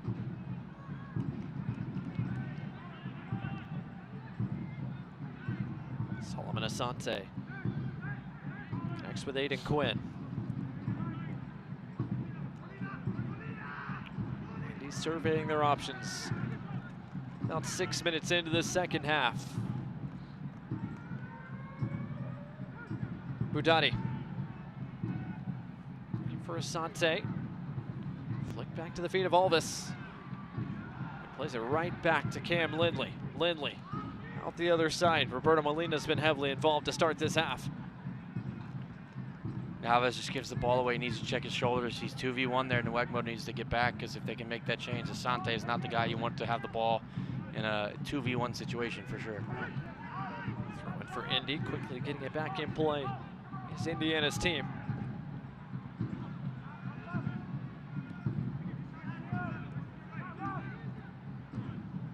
Indy working deliberately to start this second half. They've had the bulk of the ball for most of the night. Can they turn it into that killer chance? Again, Alvis gives it away, this time to the feet of Asante. Maybe this opens things up. Lindley pings it just over the head of Molina. You see that ball just kind of taken, it just skips off the turf. It doesn't bite at all. It just kind of just continues on its path. And both these teams play on turf. Carroll Stadium in Indianapolis, home of Indy 11, at least for now.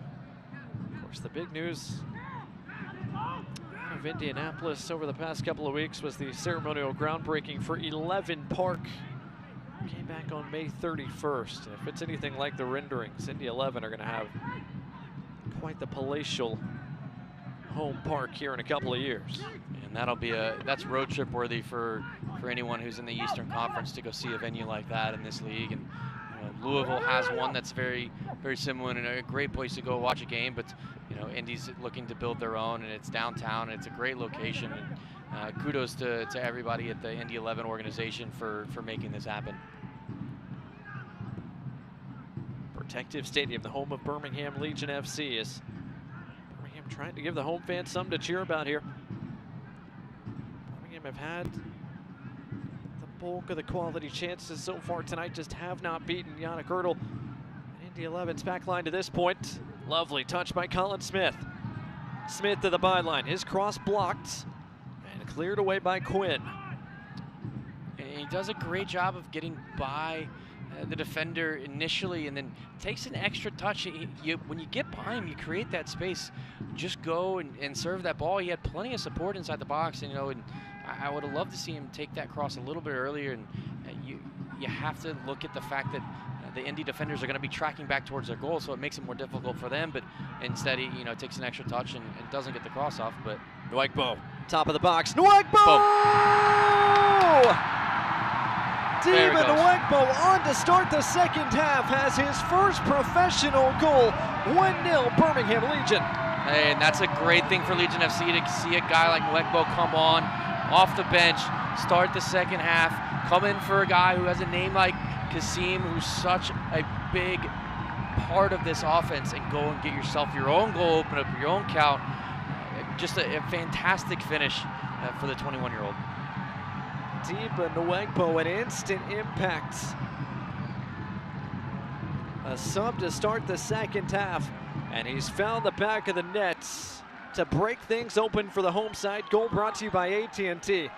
Certainly a big one for the 21-year-old, as he does, as Morgan said, officially open his Birmingham Legion accounts. The home crowd showing their appreciation down below.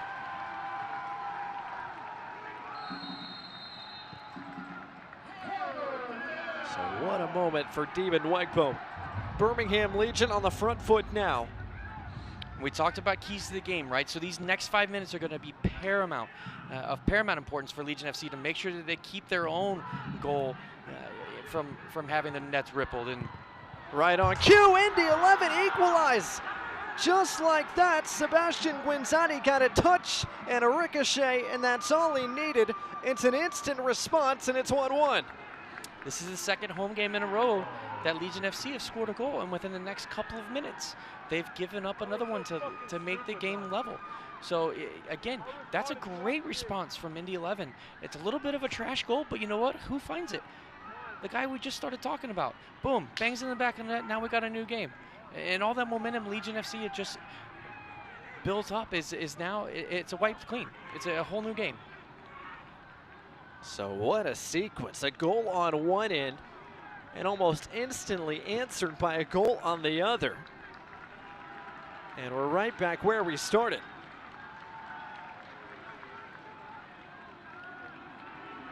Goal brought to you by AT&T. Start with the Birmingham Legion goal, the first for Steven Nwegbo. It's a great finish. I mean, a fantastic job getting across the defender and putting it in the bottom corner.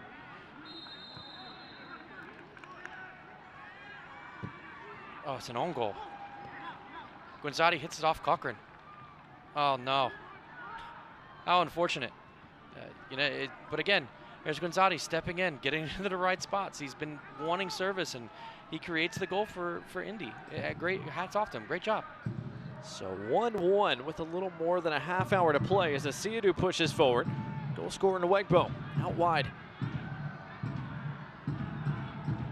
And the next 5 minutes are going to be how are going to shape the rest of this game. And Legion FC needs to come back, and they need to, put their foot on the ball, create another chance, keep this game moving. And I don't mind that from Pasher at all. I think it was a great run from Cochran. It doesn't come off, but again, we talked about managing the emotions and managing the game itself, and it's going to be really key for Legion FC to make sure that they get that under wraps. And on the flip side, a great opportunity for Indy to reset.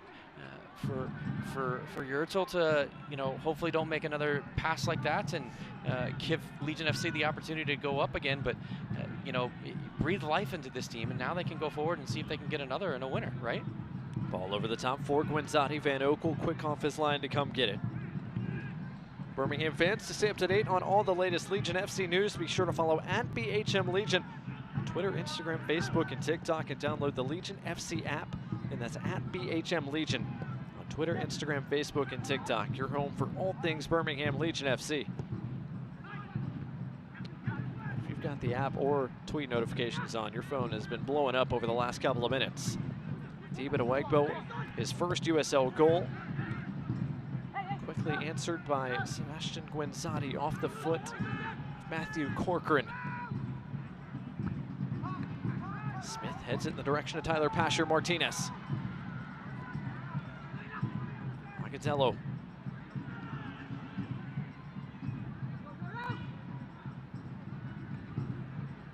felt like the first half, even though it ended scoreless, it felt like there were at least a goal, if not goals, in this game. Now the question is, how many more goals are there in this one, perhaps? Yeah, just for all you statistics gurus out there who love to hear what expected goals are, Legion FC 1.07, Indy 11.35. So be interesting to see how the rest of this match shapes up. But it was predicting at least one goal. It looks like Indy are going to make their first change sooner rather than later as Alex Crognale pushes forward. Smith in a wide area again. Got his cross away. Agudelo couldn't quite get on the end of it, but he got the last touch of it. I like that from Smith a lot better. That's a great opportunity. It creates a little bit of space, puts a ball across. Agudelo doesn't quite get on the end of it, but puts it into a very dangerous area. And a guy like Agudelo, you give him a lot of chances, he's going to get one. Goal kick played shorter. It'll out to the left side for Vasquez. Good turn by Robledo. He's off and running. He's got Molina running with him. Can Indy find a second? Molina, nowhere to go against Alex Crognale. It's great defending, and hey, here's an opportunity for Pasher to really run at some folks. Pasher couldn't quite get it to Agudelo. And Vasquez slips again. There's some slippery spots on this turf tonight for sure, and you know, you always hope as a neutral you don't want to see somebody slip, and that's the reason that the game is won. But you know, if you're Indy 11, you don't care, or if you're Legion FC, you don't care if the other guy slips. You want to see another goal for your team and get 3 points. It is Douglas Martinez who's ready to check in at the next stoppage. First things first, Agudelo tees up. Pasher couldn't quite keep it down. Now Indy will make that change. It's Douglas Martinez, the 26-year-old from Honduras, coming on. And it's Harrison Robledo, the 21-year-old, who will make way for him here at the hour mark. Again, substitution brought to you by Papa John's. Use code LEGION for 25% off your regular menu price online order at papajohns.com.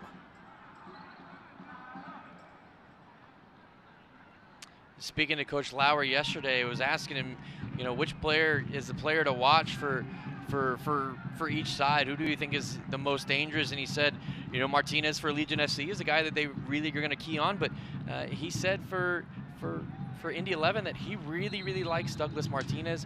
He gets forward. He's got pace, power, creativity. He loves to take on players.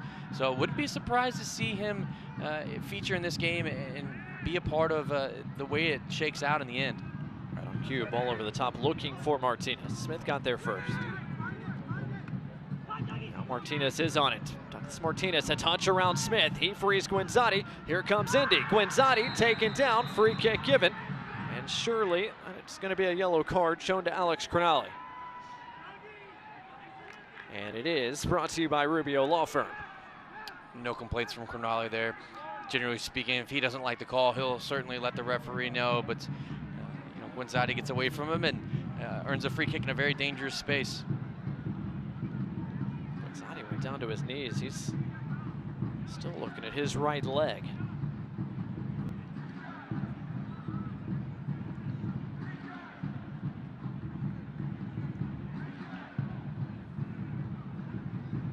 You know, and I don't know that Crognale really needs to make this tackle. He's got cover from Kavita inside, and he's going in the direction that he wants. You know, he's going to try and cut back inside and get it on his right foot, but you know, decides to take the foul, and an opportunity for Indy 11 here.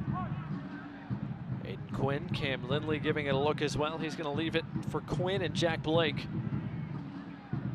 This could certainly be shooting range. Jack Blake, who scored last week against Hartford. Had a couple of monster years out west with San Diego Loyal before coming to the Circle City.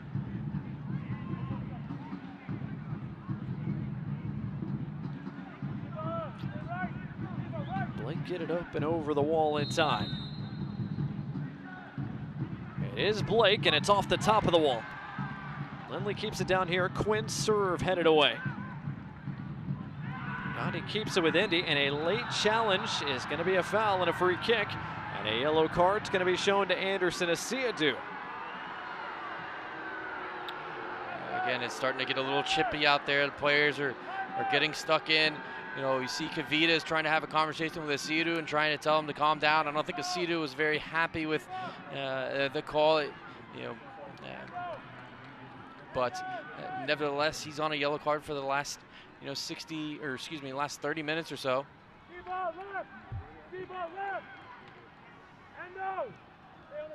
Yeah, I don't know that that's really a yellow card.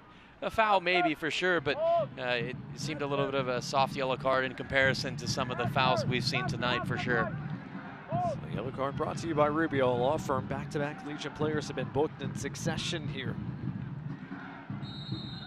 Awkward angle here for Indy 11, although it looks like Cam Lindley is going to try to serve something towards the back post. He does. Squared. Quinn couldn't get a piece of it. Nwegbo clears it as far as Pasher. Perhaps a chance to counter for Birmingham Legion. Asiadu kept his footing, kept possession. Killer pass to find Pasher. Pasher picks up his head, squares it for Nwegbo. An extra pass. Enzo Martinez couldn't squeeze it off. Was he brought down? Referee says no. Fans are not happy about that. We'll have to wait and see the replay. But a great counter from Legion FC, a bunch of great little passes, great runs, but Indy are right here coming right back at them. And if Legion FC don't get their shape right, they will be beaten. They'll give up a second goal, so they really need to make sure that they get themselves organized very quickly. Martinez, Benton's run back onside. Quinn. Martinez made the run in behind. Flag stays down. Cronali stonewalls Martinez, who kept possession. It's really good defending from Cronali. He has to be very careful. He's on a card. He's inside the box.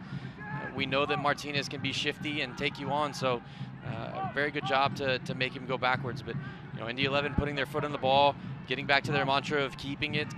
Great possession, so they just have to make sure that again they take care of the ball and don't give it away in a bad spot and let Legion FC counter you. Over the top, looking for the run of Molina. That's going to go out of play. A throw for Legion FC and perhaps a chance to get a look. Enzo Martinez in the box. Was there contact? There were penalty shouts for sure. It doesn't look like a whole lot of contact is there. Yeah, he gets the ball first for sure. Maybe catches Martinez a little bit, but probably not enough to go down and warrant a penalty. So, good job by the referee. Fancy USL on ESPN continues as the summer heats up. Memphis 901 FC and Aaron Malloy head to the Valley of the Sun to face Manuel Arteaga and Phoenix Rising FC. Phoenix Rising and Memphis 901, Saturday, July 1st, at 11 o'clock Eastern Time, 10 o'clock Central on ESPN2.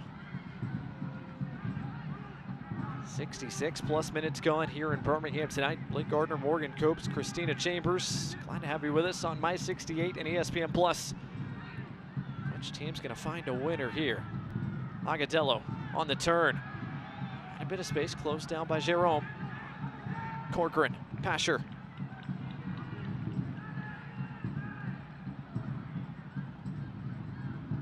Martinez trying to flick it through. Redirected back to Smith. Martinez back on it.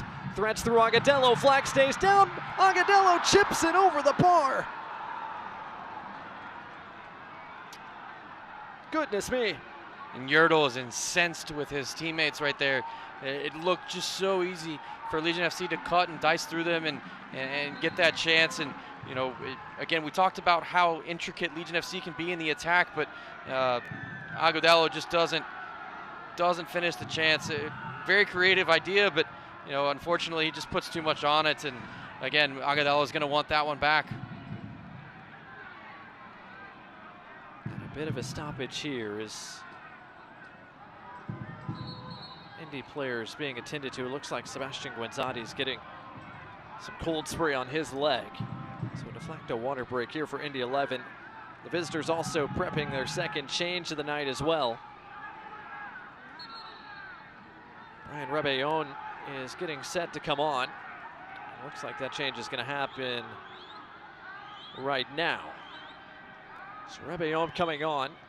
Yunus Boudadi, who is on a yellow card caution, is coming off.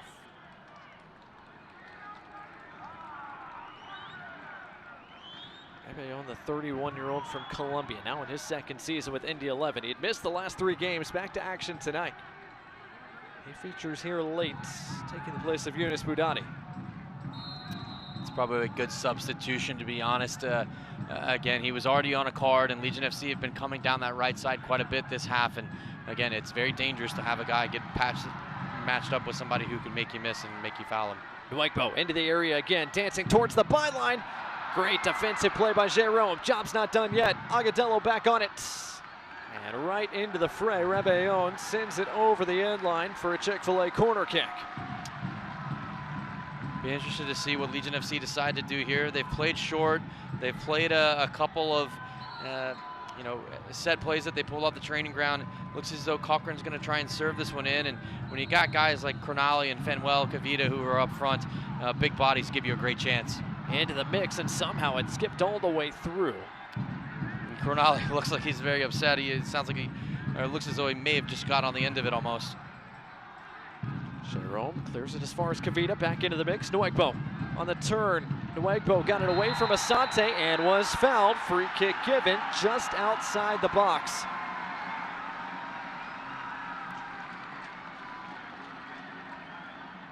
Deep, and Nwegbo has made things happen for Birmingham here in this second half. And a free kick brought to you by Birmingham Freightliner is coming in a very dangerous spot. Be interested who wants to take this one. Is it going to be Martinez? Is it going to be Pasher?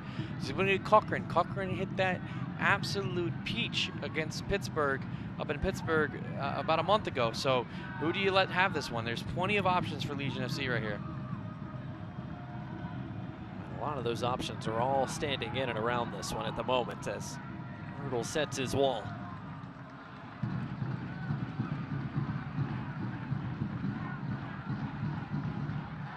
Asiadu, Corcoran, Pasher all giving it a long look. I don't think it's going to be Asiadu.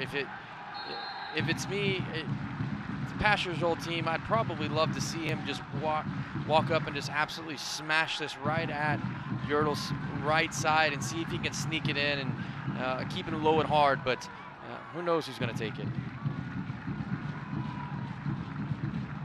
Referee's given the go-ahead.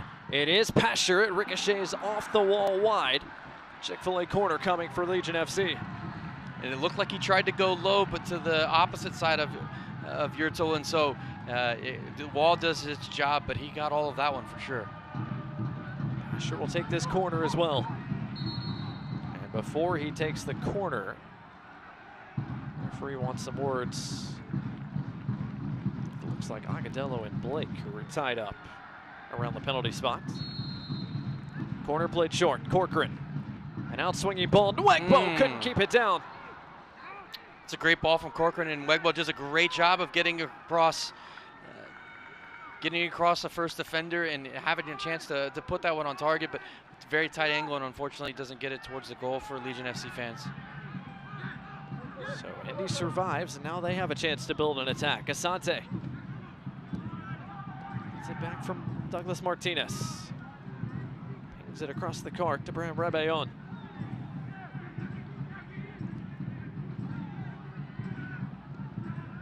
And you want to bring this thing back under control. It has been a frantic pace over the past few minutes. The game has certainly opened up after both teams found the back of the net inside of about 45 seconds of each other. Martinez leaves it for Agadello. Using his body, shields the defender. Referee keeps the whistle in his pocket. Asiadu. Alvis. He's going to try and get it on his left foot and serve it.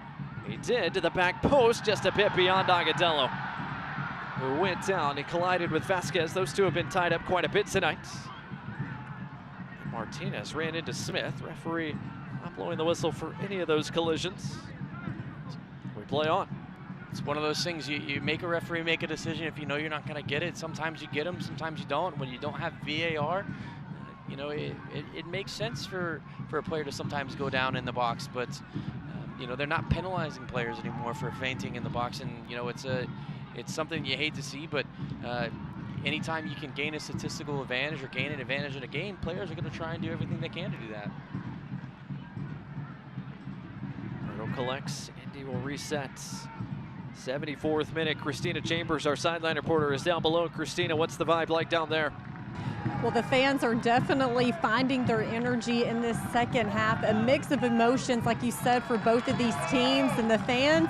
It seems like it kind of woke up the fans here, and that's one thing that Anderson Asiadu says that really fuels them on the field. He said the fans give them energy and spirit. He says we need them. Of course, the Open Cup game when they had over 18,000 fans pack into Protective Stadium, he says it was unlike anything he's ever seen. He says, but they need that every single game. He goes, because we can feed off their energy, and you can tell that in the second half. Thanks, Christina. Fans also excited to see Nico Brett back in the mix. He's on. Gabriel Alves is off. Substitution brought to you by Papa John's. Again, use code LEGION for 25% off your regular menu price online order. Brett came off injured at Pittsburgh back in mid-May. Had missed the last few games, but available tonight, and he comes off the bench for the final quarter hour and change here against Indy 11. Yeah, and there's going to be a formation change for Legion FC. They're going to go to a back three. Immediately as they were doing it, I saw Cronali's probably going to play in the middle, Kavita on the left, and Smith on the right, which means Smith's probably not going to get forward as much. Pasher's now going to have some defensive responsibility tonight as the right wing back for Legion FC. But Nico and Juan are going to be up front together in a pair. It looks as though Enzo's probably going to drop a little bit deeper, have some more defensive responsibilities himself. So interesting to see what's going to happen. A chance to break for Indy here. Molina squares it, Kavita there to greet it. One thing you didn't see off the screen, we're talking about that formation change still. Nwegbo's looking over and he's talking to Coach Zone. He got caught up front, didn't realize he needed to get back, and there were 3 players from Indy on the back post that if they got it back there, they had statistical advantage or numbers up, and would have been a great opportunity for them to create a chance. Fortunately for Legion FC fans, they couldn't make that happen, but something he's going to have to make sure he's clued in on and he's switched on for the rest of this game. Another Indy throw forthcoming here. Fans can watch the match. Turn on SiriusXM FC channel 157, North America's only 24/7 source for engaging soccer talk, including USL All Access, Tuesday night at 7 o'clock Eastern, 6 o'clock Central. Plus hear live matches for the USL, MLS, English Premier League, and more, all on SiriusXM FC 157 and the SXM app. And a good one tonight here at Protective Stadium, and it still feels like either side could find a winner. Tyler Pasher feels that way as well. Off that feed from Agadello, Pasher running at the back line. The cross, or the shot takes a deflection high and wide, and out for another Legion FC corner. Could have been a trademark goal for Pasher. Get it on his left foot, run at you on the right wing, cut inside, hit it from distance. This is what he likes to do. He really likes to shoot from distance. He's probably a good 25, 28 yards out. Takes a deflection, and you never know, but a corner for Legion FC here. Another corner kick brought to you by Chick-fil-A. Again, it's Pasher with Corcoran short as well. Instead, it's served in. Cronali got ahead to it, and it deflected just wide. I like that from Legion FC, finally going and serving in a few. You know, Cronali scored a couple goals already this year on corners. He's a force to be reckoned with inside there, but Indy 11 do a good enough job to clear the danger, and now they're on the front foot headed forward. 78th minute, 1-1 our score here in Birmingham tonight. Indy trying to build through this Birmingham pressure. The other side for Vasquez, who's got a little bit more real estate to work with.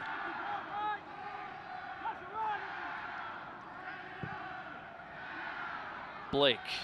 He's gonna track this down over the top of Nwegbo, and a first-time serve catches Nwegbo by surprise. He has no choice but to redirect it over the end line, and it's gonna be the first corner of the night for Indy.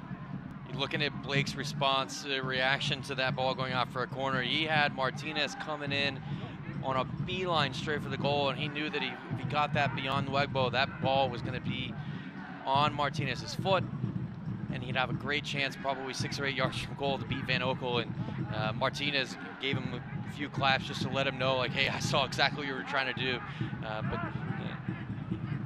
didn't come off, but they earned a corner here, so we'll have to just wait and see what happens.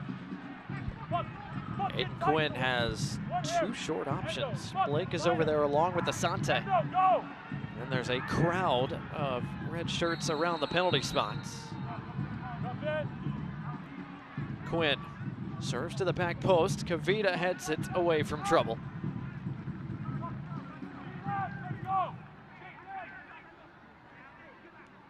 Indy hasn't been able to create a ton from the few set pieces that they have had to this point.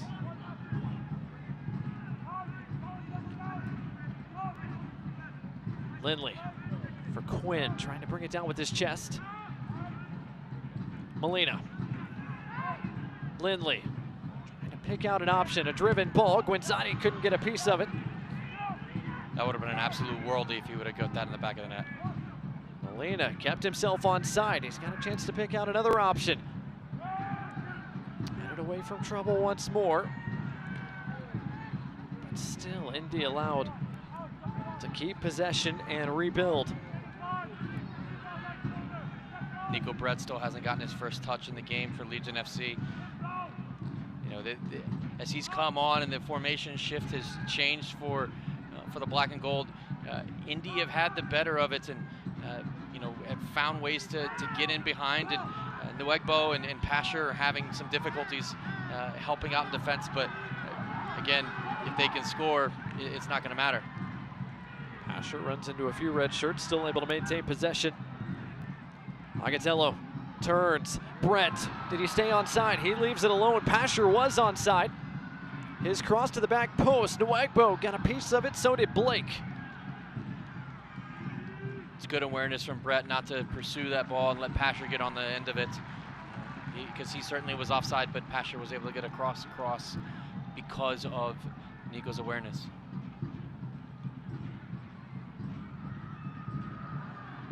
Footwork there for Martinez. Nwegbo, great ball to the back post, and it's punched away by Ertl, who had to come off his line. And it wasn't just punched away. He plowed through that ball, got it out for a throw, and I don't think it hit the ground before it went out. I mean, that was a fantastic effort from the goalkeeper there. Pasher is waiting. Ertl beat him to it.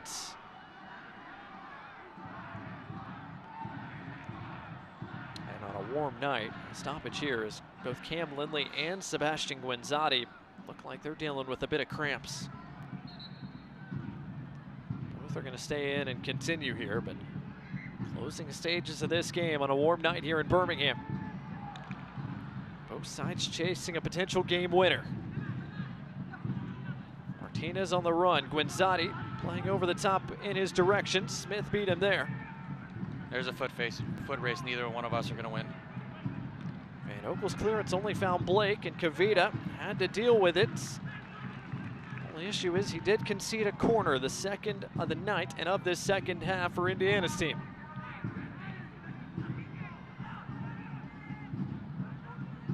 Indy will take their time before serving this corner.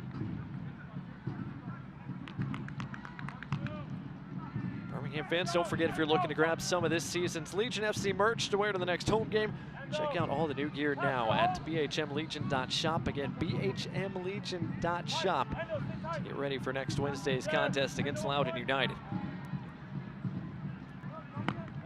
First things first, though, plenty left in store here tonight against Indy.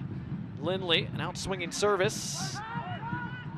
Nico Brett finally does get his first touch. Connecting with Juan Agatello, touches his way around Blake. Here comes Legion FC, trying to work quickly. Get it to Nwegbo out wide right, then get in the box and get some service. Brett does just that. Nwegbo does serve it just over the top of Martinez. Rebellon plays it over the end line. Another Chick-fil-A corner kick coming. And that's a great counterattack from Legion FC. Unfortunately, the ball at the very end isn't exactly what you would want, but they broke quickly, they broke sharply. Every pass and every movement that they made was done at a great speed. And, you know, unfortunately, they don't come away with a goal here, but an opportunity on a corner. Corcoran's serve is low and headed away from trouble. Smith, another long sprint in front of his own touchline to track it down. And again, an Indy player down. This time it's the substitute, Brian Rebellon. I believe Rebellon was the man who headed that initial service.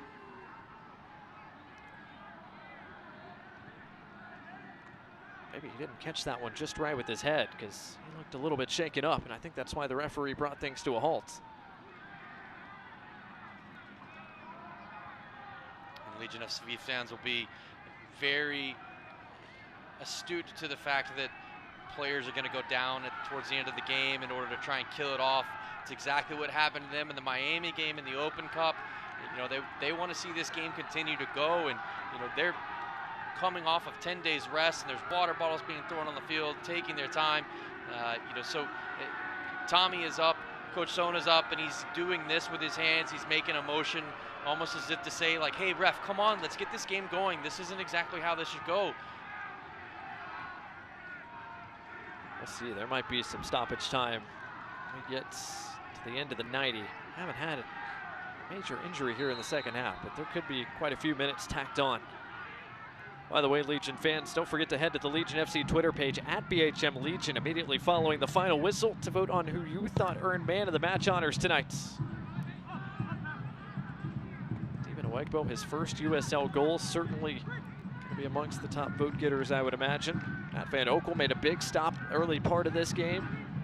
Big reason why this game is 1-1 at the moment. Could be a couple more nominees as well, depending on how these final 5+ minutes shake out. Guinzotti just over the top of Blake into the waiting arms of Birmingham's head coach Tom Sohn.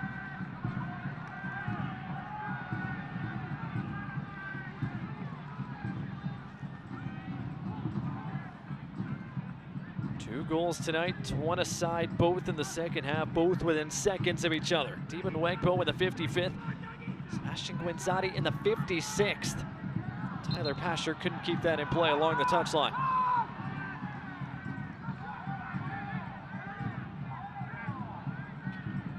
So the throw for Indy 11. Christina Chambers is down below. And Christina, what is the message from the touchline, at least the Birmingham touchline right now?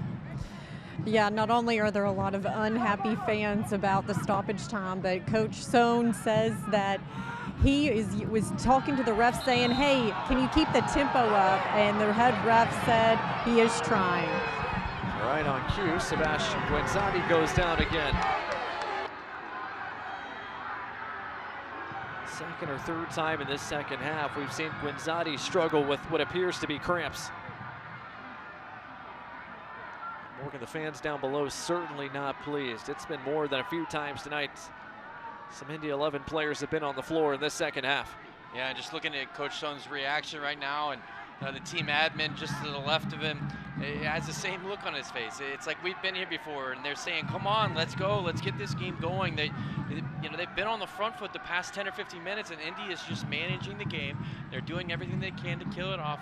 We talked about earlier, if you want to be successful in this league, you have to win your home games and get results on the road. And if Indy can walk out of here with a point, I think Coach Lowry will be very happy. Coach Lowry has prepped a couple of changes for Indy 11.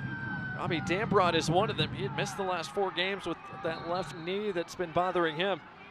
The 28-year-old from Akron is set to come on, as is the 18-year-old Diego Sanchez. So first announced is Dambrot. He's going to replace Roberto Molina, who put in a great shift tonight. Yeah, Molina did have a great game. Created some chances, had a chance himself, and didn't finish it. He'll go back and he'll want to tell himself, I should have scored there. And just frustration seems to be on his face as he's walking off the field. And of course, Sebastian Guinzotti, the man down cramping, is coming off as well. So Sanchez, the 18-year-old, now in his 3rd season as an academy signing with Indy 11, actually made his pro debut in the regular season finale last year here at Protective Stadium. Played the final 3 minutes. And he's on here late at Protective Stadium again. This time, a very tight contest. 1-1 our scoreline. A double change for Indy 11. Again, brought to you by Papa John's. After a long stoppage, we're back to work again. 88 minutes gone here in the Magic City. It seems as though they've made a little bit of a change in where some folks are playing. Martinez for Indy is now heading up the attack as the number 9, and it looks as though Sanchez has gone out to the left for Indy. Corcoran with space. Tyler Pasher out wide. Corcoran. Brett, lovely pass. Martinez! Birmingham back in front, and who else but Enzo Martinez to give the Legion the lead late. I'll tell you what a fantastic sequence there for Legion FC, and those passes were pinpoint in terms of the accuracy that they had. The ball comes in from Pasher to Nico Brett, slips in Martinez. We talked about him in pregame. He hasn't scored in 3 or had an assist. Boom, gets an opportunity, gets inside the box, finally beats Yurtel, 2-1 Legion FC. Goal brought to you by AT&T. And who else but Enzo Martinez, his 6th goal of the year. And what a moment for Birmingham here in the second half late. And I was wrong. The ball came in from Matty Cochran into Nico Brett right there. But again, a great first touch, little dink, boom, 2-1. But now Legion FC need to make sure they're switched on mentally. They need to manage the game, as we talked about. They didn't do it when they gave up when they scored their first. And so now they need to make sure that they do it in the last few minutes of this game. So now it's Birmingham trying to see this one out. The 90th minute. Word is from down below from Christina. 5 minutes of stoppage time is forthcoming to close out the night. I tell you what, if you're an Indy 11 fan, you're probably not happy. It's only 5 minutes. Certainly, if Legion FC fans were to see that 5 minutes going up and they hadn't scored that goal, they'd have been very upset. Seems like there should have been a little bit more time added. It is 5 minutes confirmed. Brought to you by UAB Medicine to finish this one. Nico Brett gets clattered from behind. Free kick given. Birmingham is prepping a substitution as well. It's Moses Mintza, the rookie from Campbell, coming on. And it's Juan Agadello who will make way.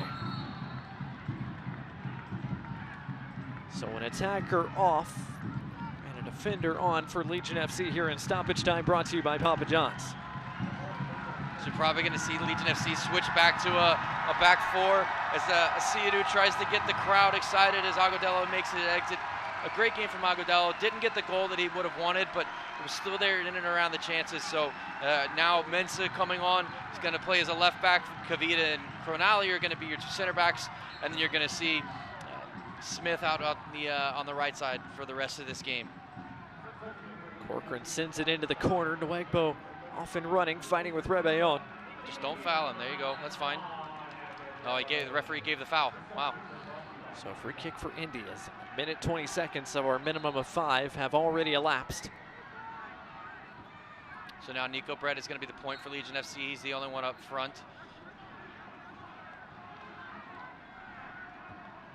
Indy had an instant response when Birmingham led the first time tonight. Do they have one more response left to try to salvage a point late? Arnold pushing his men forward. Jacques Jerome.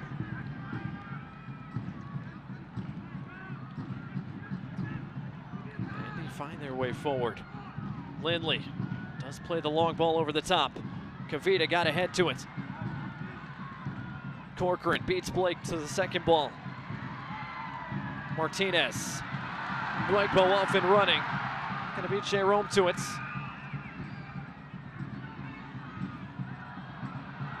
Nwegbo concedes the foul. Again, that's a silly foul in this instance. You're in stoppage time. There's less than 3 minutes left in the game.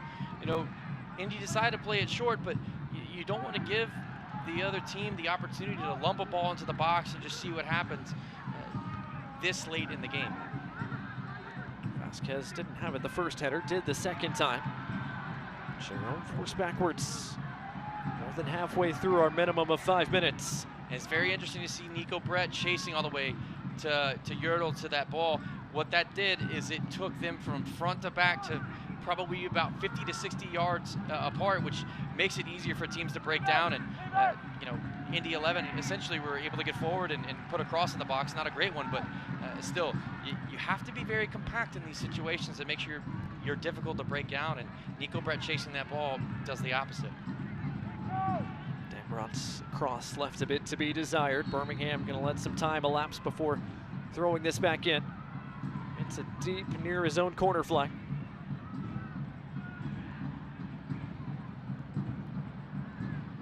Birmingham came into the night coming off a huge U.S. Open Cup run, but they had dropped 5 straight.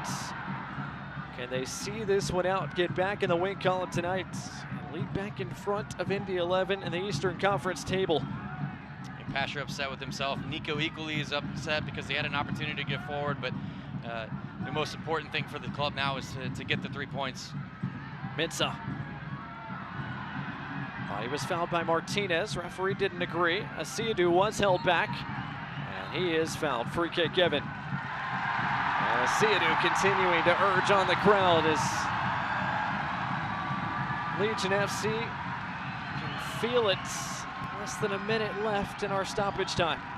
Asiadu is a high energy guy, and he is a little firecracker, so the fuse was lit, and clearly it went off just now in the stadium. Van Oekel coming over. He's going to send this one as far away as possible. The last few minutes of this match, you talk about man of the match. Is it Enzo Martinez? Isn't Wegmo getting his first goal for Legion FC? It'll be interesting to see how people vote, but 2 very important interventions and goals scored by those 2 guys. Good work by Smith, ushering it back into his own defensive half. Birmingham want the full-time whistle. And there it is. Birmingham Legion back in the win column. All 3 points tonight against Indy 11.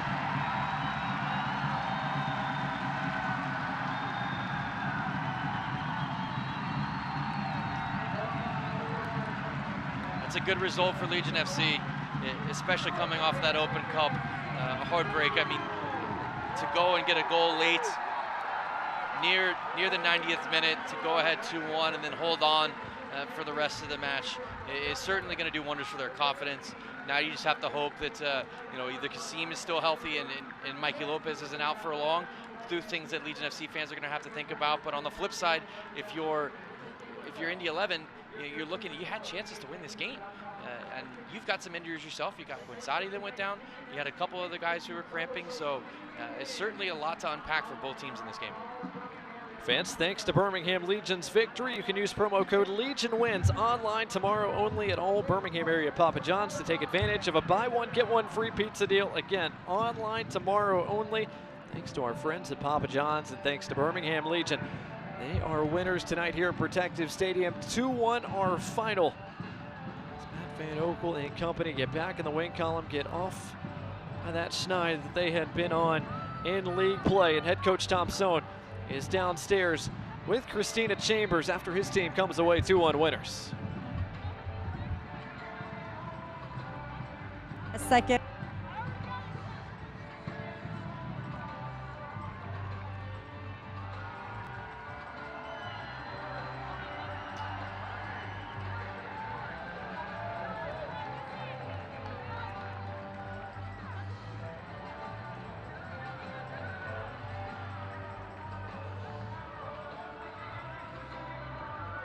Birmingham Legion 2, Indy 11-1. What a game we had at Protective Stadium here on this Saturday night. We'll take a timeout. And now we got to regroup for one thing. We'll take a timeout, wrap up our coverage when we return to Protective Stadium right after this. I walked into Chick-fil-A completely outnumbered. My husband was away at military leadership training, and the kids were doing this. Miss Carol brought me water, something to eat, and then before I knew it, she was tying Margot's shoes up and carrying her out to the car. It always makes me feel good if that helps somebody. I went in the next day because I just wanted to make sure she knew how much I appreciated her help. I'm just so glad there was somebody there when she really needed it. That's gonna go on my refrigerator.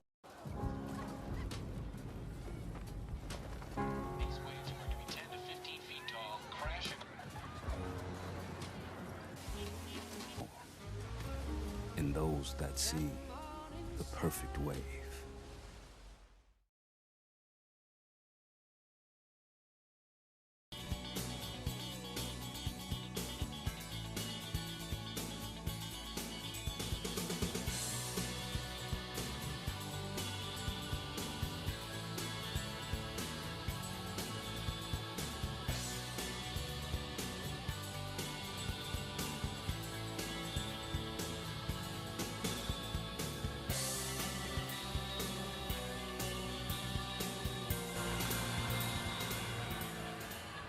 Back here, Protective Stadium, Birmingham, Alabama. Blake Gardner, Morgan Copes, Christina Chambers, your crew here tonight in Birmingham. As Birmingham Legion come away with all 3 points, 2-1 winners at home against Indy 11. And Morgan, as we look at our final match stats tonight, you alluded to it in that second half. Birmingham had more of the big-time opportunities in that second half. The XG certainly favored the home side. It just felt like there might have been at least one more goal left in this game, and eventually Enzo Martinez found it. Yeah, and credit to Legion SC for continuing to push and get through all of the adversity in tonight's match. Indy was doing the best they could to manage it and kind of see the game out and kill it off, but fortunately, you know, Cochran Brett and that man Enzo Martinez gets on the end of the ball and puts Legion FC ahead to go 2-1 and get 3 points. Indy salvaged a point at home against Hartford last week, could not salvage it tonight in Birmingham. A tough loss for Indy 11, who have their road trip continue next weekend at Hartford, and then a stretch of home games, Morgan, coming up for Indy. They get San Diego, Tulsa, Charleston, and Tampa Bay at home. That is a big home stretch for Indiana's team. That is for sure, and you know they'll want to see themselves kind of get a few wins there and get back in the groove. They're certainly a good enough team to beat anybody that they play. As you can see, you got guys like Blake and Molina had great nights tonight. You know, would love to see them later in the year, see how they're clicking as they continue to work on this 3-5-2. We talked about Birmingham. They got some rest coming into the night. They get no rest coming up. That's a quick turnaround at home again against a Loudoun United team that's been playing really well. Yeah, and they got a great result in Loudoun. If you're looking at Loudoun, Legion FC are going to want to come back and, you know, it's generally a younger team, so they're going to want to come back and put it to them and get a few goals and let them show Loudoun who they really are. I don't think they had the best performance up in the DC area. So we'll see if Birmingham can build on their performance tonight. Again, Birmingham Legion, a 2-1 win at home against Indy 11. What a game it was. What a second half, especially 3 goals in the second half, 2 in short order early on in the second half, and then Birmingham Legion finds a late winner. Nico Brett setting up who else but Enzo Martinez to make sure Birmingham Legion get all 3 points tonight here at Protective Stadium. Birmingham Legion snapped their losing streak in USL play. Indy 11, meanwhile, cannot come away with points from the Deep South tonight. That'll do it for our coverage of the USL Championship tonight. And again, what an entertaining night of soccer it was here at Protective Stadium. For Morgan Copes, Christina Chambers, and our entire crew here in the Magic City, I'm Blake Gardner saying so long from Protective Stadium. We'll talk to you next time for another edition of USL Championship Soccer. Until then, have a great rest of your weekend.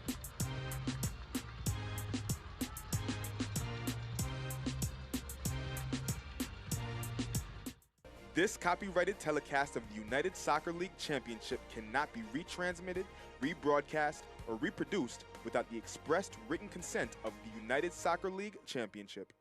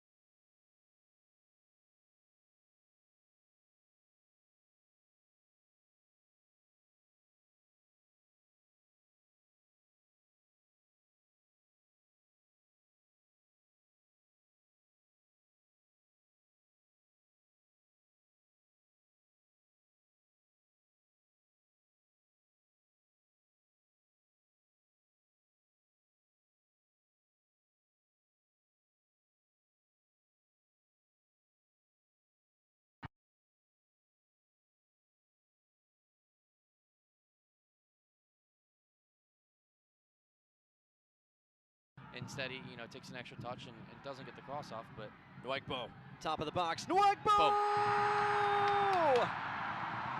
David Nwegbo on to start the second half has his first professional goal. 1-0 Birmingham Legion. Hey, and that's a great thing for Legion FC to see a guy like Nwegbo come on. Instead, he takes an extra touch and doesn't get the cross off, but Nwegbo, top of the box. Nwegbo! David Nwegbo on to start the second half has his first.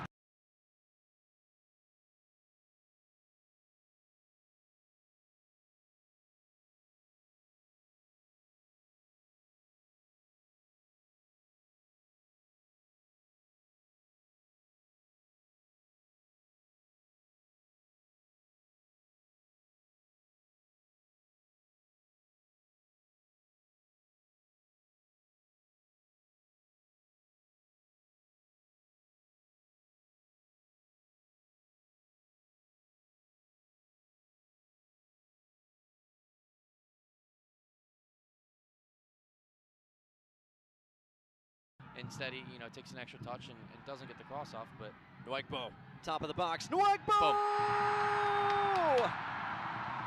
David Nwegbo on to start the second half has his first professional goal. 1-0 Birmingham Legion. Hey, and that's a great thing for Legion FC to see a guy like Nwegbo come on. Instead, he takes an extra touch and doesn't get the cross off, but Nwegbo, top of the box. Nwegbo! David Nwegbo on to start the second half has his first professional goal. 1-0 Birmingham Legion. Hey, and that's a great thing for Legion FC to see a guy like Nwegbo come on. Instead, he takes an extra touch and doesn't get the cross off, but Nwegbo, top of the box. Nwegbo! David Nwegbo on to start the second half has his first professional goal. 1-0 Birmingham Legion. Hey, and that's a great thing for Legion FC to see a guy like Nwegbo come on. Instead, he takes an extra touch and doesn't get the cross off, but Nwegbo, top of the box. Nwegbo! David Nwegbo on to start the second half has his first professional goal. 1-0 Birmingham Legion. Hey, and that's a great thing for Legion FC to see a guy like Nwegbo come on. Instead, he takes an extra touch and doesn't get the cross off, but Nwegbo, top of the box. Nwegbo! David Nwegbo on to start the second half has his first professional goal. 1-0 Birmingham Legion. Hey, and that's a great thing for Legion FC to see a guy like Nwegbo come on off the picture that they keep their own goal from having the nets rippled. And right on cue, Indy 11 equalize. Just like that, Sebastian Guinzani got a touch and a ricochet, and that's all he needed. It's an instant response, and it's 1-1. This is the second home game in a row that Legion FC have scored a goal, and within the next couple of minutes, they've given up another one. Make sure that they keep their own goal from having the nets rippled. And right on cue, Indy 11 equalize. Just like that, Sebastian Guinzani got a touch and a ricochet, and that's all he needed. It's an instant response, and it's 1-1. This is the second home game in a row that Legion FC have scored a goal, and within the next couple of minutes, they've given up another one. Make sure that they keep their own goal from having the nets rippled. And right on cue, Indy 11 equalize. Just like that, Sebastian Guinzani got a touch and a ricochet, and that's all he needed. It's an instant response, and it's 1-1. This is the second home game in a row that Legion FC have scored a goal, and within the next couple of minutes, they've given. Make sure that they keep their own goal from having the nets rippled. And right on cue, Indy 11 equalize. Just like that, Sebastian Guinzani got a touch and a ricochet, and that's all he needed. It's an instant response, and it's 1-1. This is the second home game in a row that Legion FC have scored a goal, and within the next couple of minutes, they've given up another one. Make sure that they keep their own goal from having the nets rippled. And right on cue, Indy 11 equalize. Just like that, Sebastian Guinzani got a touch and a ricochet, and that's all he needed. It's an instant response, and it's 1-1. This is the second home game in a row that Legion FC have scored a goal, and within the next couple of minutes, they've given up another one. Corcoran. Brett, lovely pass. Martinez! Birmingham back in front, and who else but Enzo Martinez to give the Legion the lead late. I'll tell you what a fantastic sequence there for Legion FC, and those passes were pinpoint in terms of the accuracy that they had. The ball comes in from Pasher to Corcoran. Brett, lovely pass. Martinez!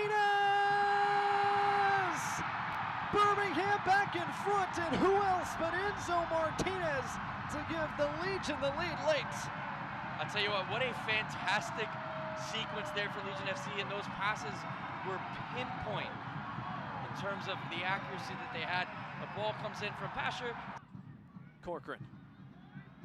Brett, lovely pass. Martinez!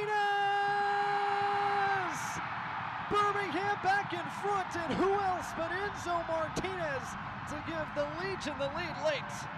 I'll tell you what a fantastic sequence there for Legion FC, and those passes were pinpoint in terms of the accuracy that they had. The ball comes in from Pasher. Corcoran. Brett, lovely pass. Martinez! Birmingham back in front, and who else but Enzo Martinez to give the Legion the lead late. I'll tell you what a fantastic sequence there for Legion FC, and those passes were pinpoint in terms of the accuracy that they had. The ball comes in from Pasher to Corcoran. Brett, lovely pass. Martinez! Birmingham back in front, and who else but Enzo Martinez to give the Legion the lead late. I'll tell you what a fantastic sequence there for Legion FC, and those passes were pinpoint in terms of the accuracy that they had. The ball comes in from Pasher. To do it now. Birmingham have a 4-on-4 break the other way with Pasher leading the charge. He's hacked down, and surely that has to be yellow. And it is. Yeah, that's a professional foul. And Budati knew what he was doing when he went into Pasher right there. It was 4v4, as you see it do it now. Birmingham have a 4-on-4 break the other way with Pasher leading the charge. He's hacked down, and surely that has to be yellow. And it is. Yeah, that's a professional foul. And Budati knew what he was doing when he went into Pasher right there. It was 4v4, as you see it do it now. Birmingham have a 4-on-4 break the other way with Pasher leading the charge. He's hacked down, and surely that has to be yellow. And it is. Yeah, that's a professional foul. And Budati knew what he was doing when he went into Pasher right there. It was 4v4, as you see it do it now. Birmingham have a 4-on-4 break the other way with Pasher leading the charge. He's hacked down, and surely that has to be yellow. And it is. Yeah, that's a professional foul. And Budati knew what he was doing when he went into Pasher right there. It was 4v4, as you said. May have been a little handball somewhere. That is certainly going to be a foul. And Gabriel Alves is going into the book. Yellow card brought to you by Rubio Law Firm as he chopped down Jack Blake. Yeah, once again, he's trying to come in and make his name. May have been a little handball somewhere. That is certainly going to be a foul. And Gabriel Alves is going into the book. Yellow card brought to you by Rubio Law Firm as he chopped down Jack Blake. Yeah, once again, he's trying to come in and make. May have been a little handball somewhere. That is certainly going to be a foul. And Gabriel Alves is going into the book. Yellow card brought to you by Rubio Law Firm as he chopped down Jack Blake. Yeah, once again, he's trying to come in and make it.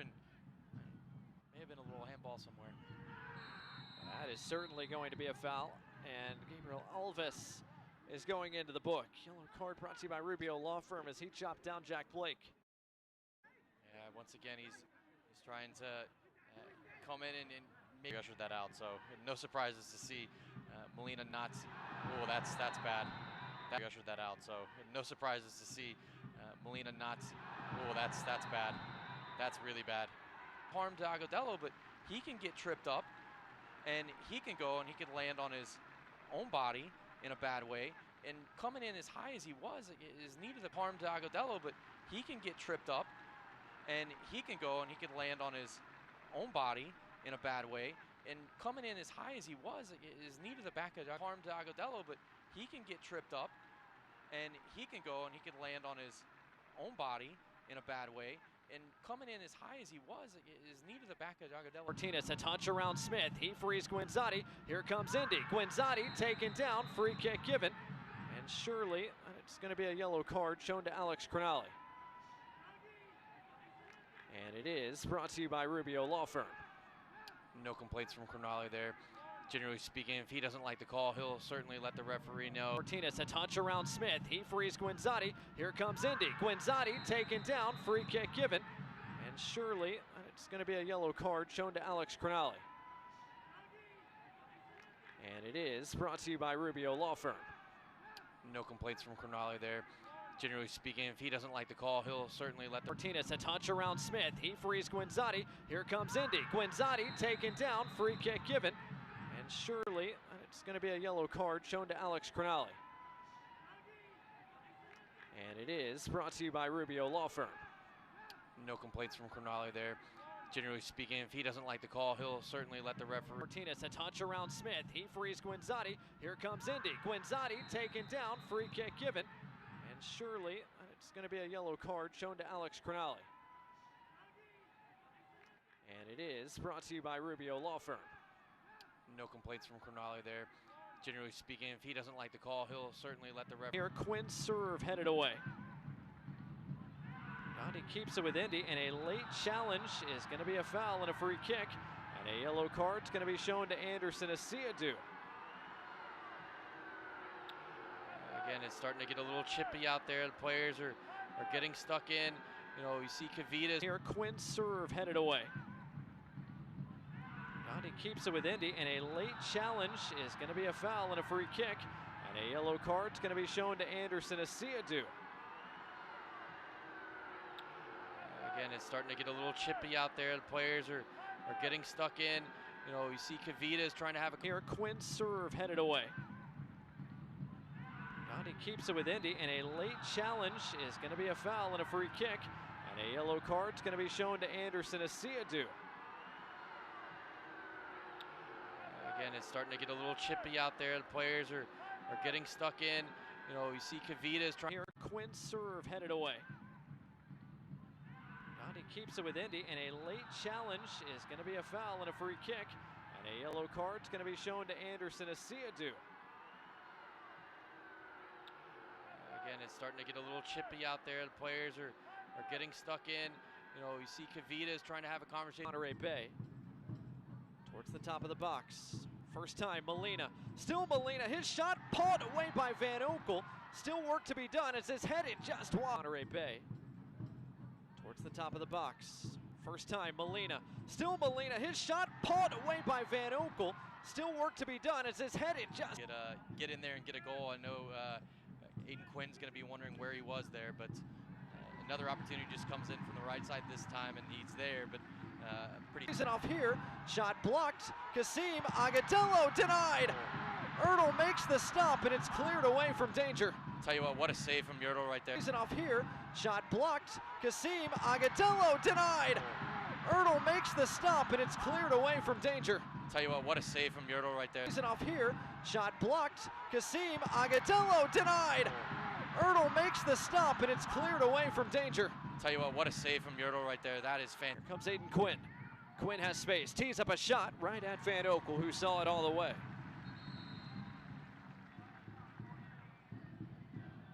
Here comes Aiden Quinn. Quinn has space. Tees up a shot right at Van Oekel, who saw it all the way.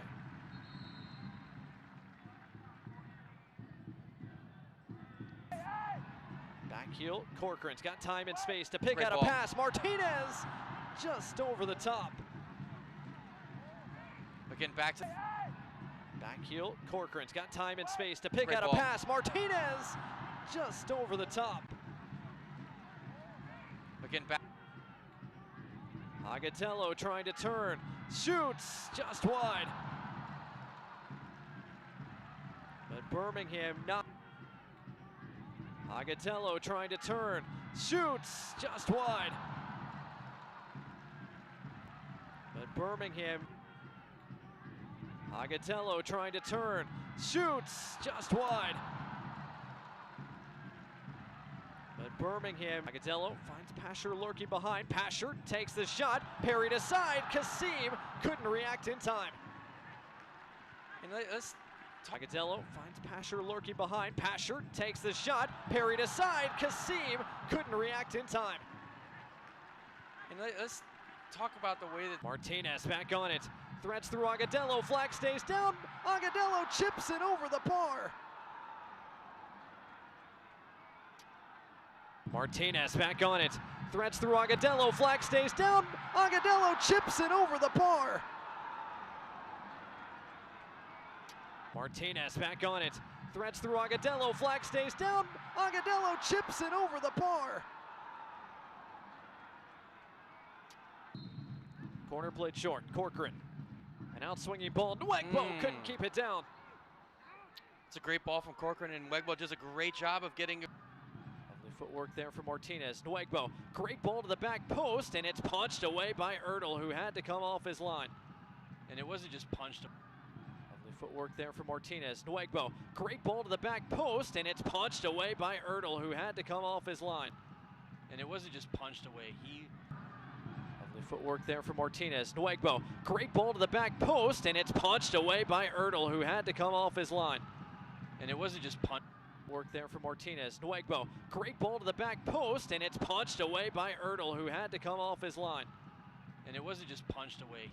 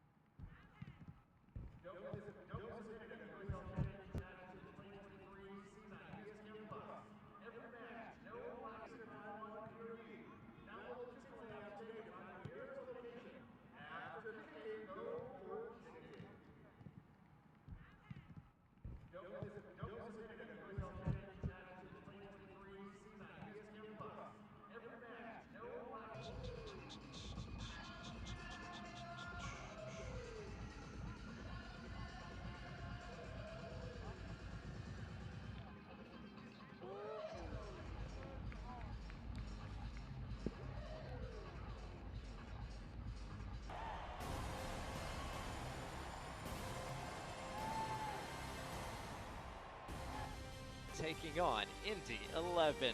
Here in our broadcast booth at Protective Stadium, glad to have you with us on this.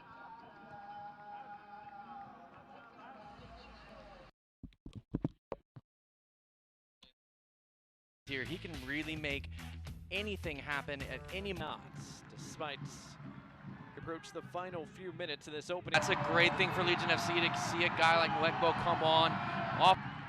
And he is fouled. Free kick given.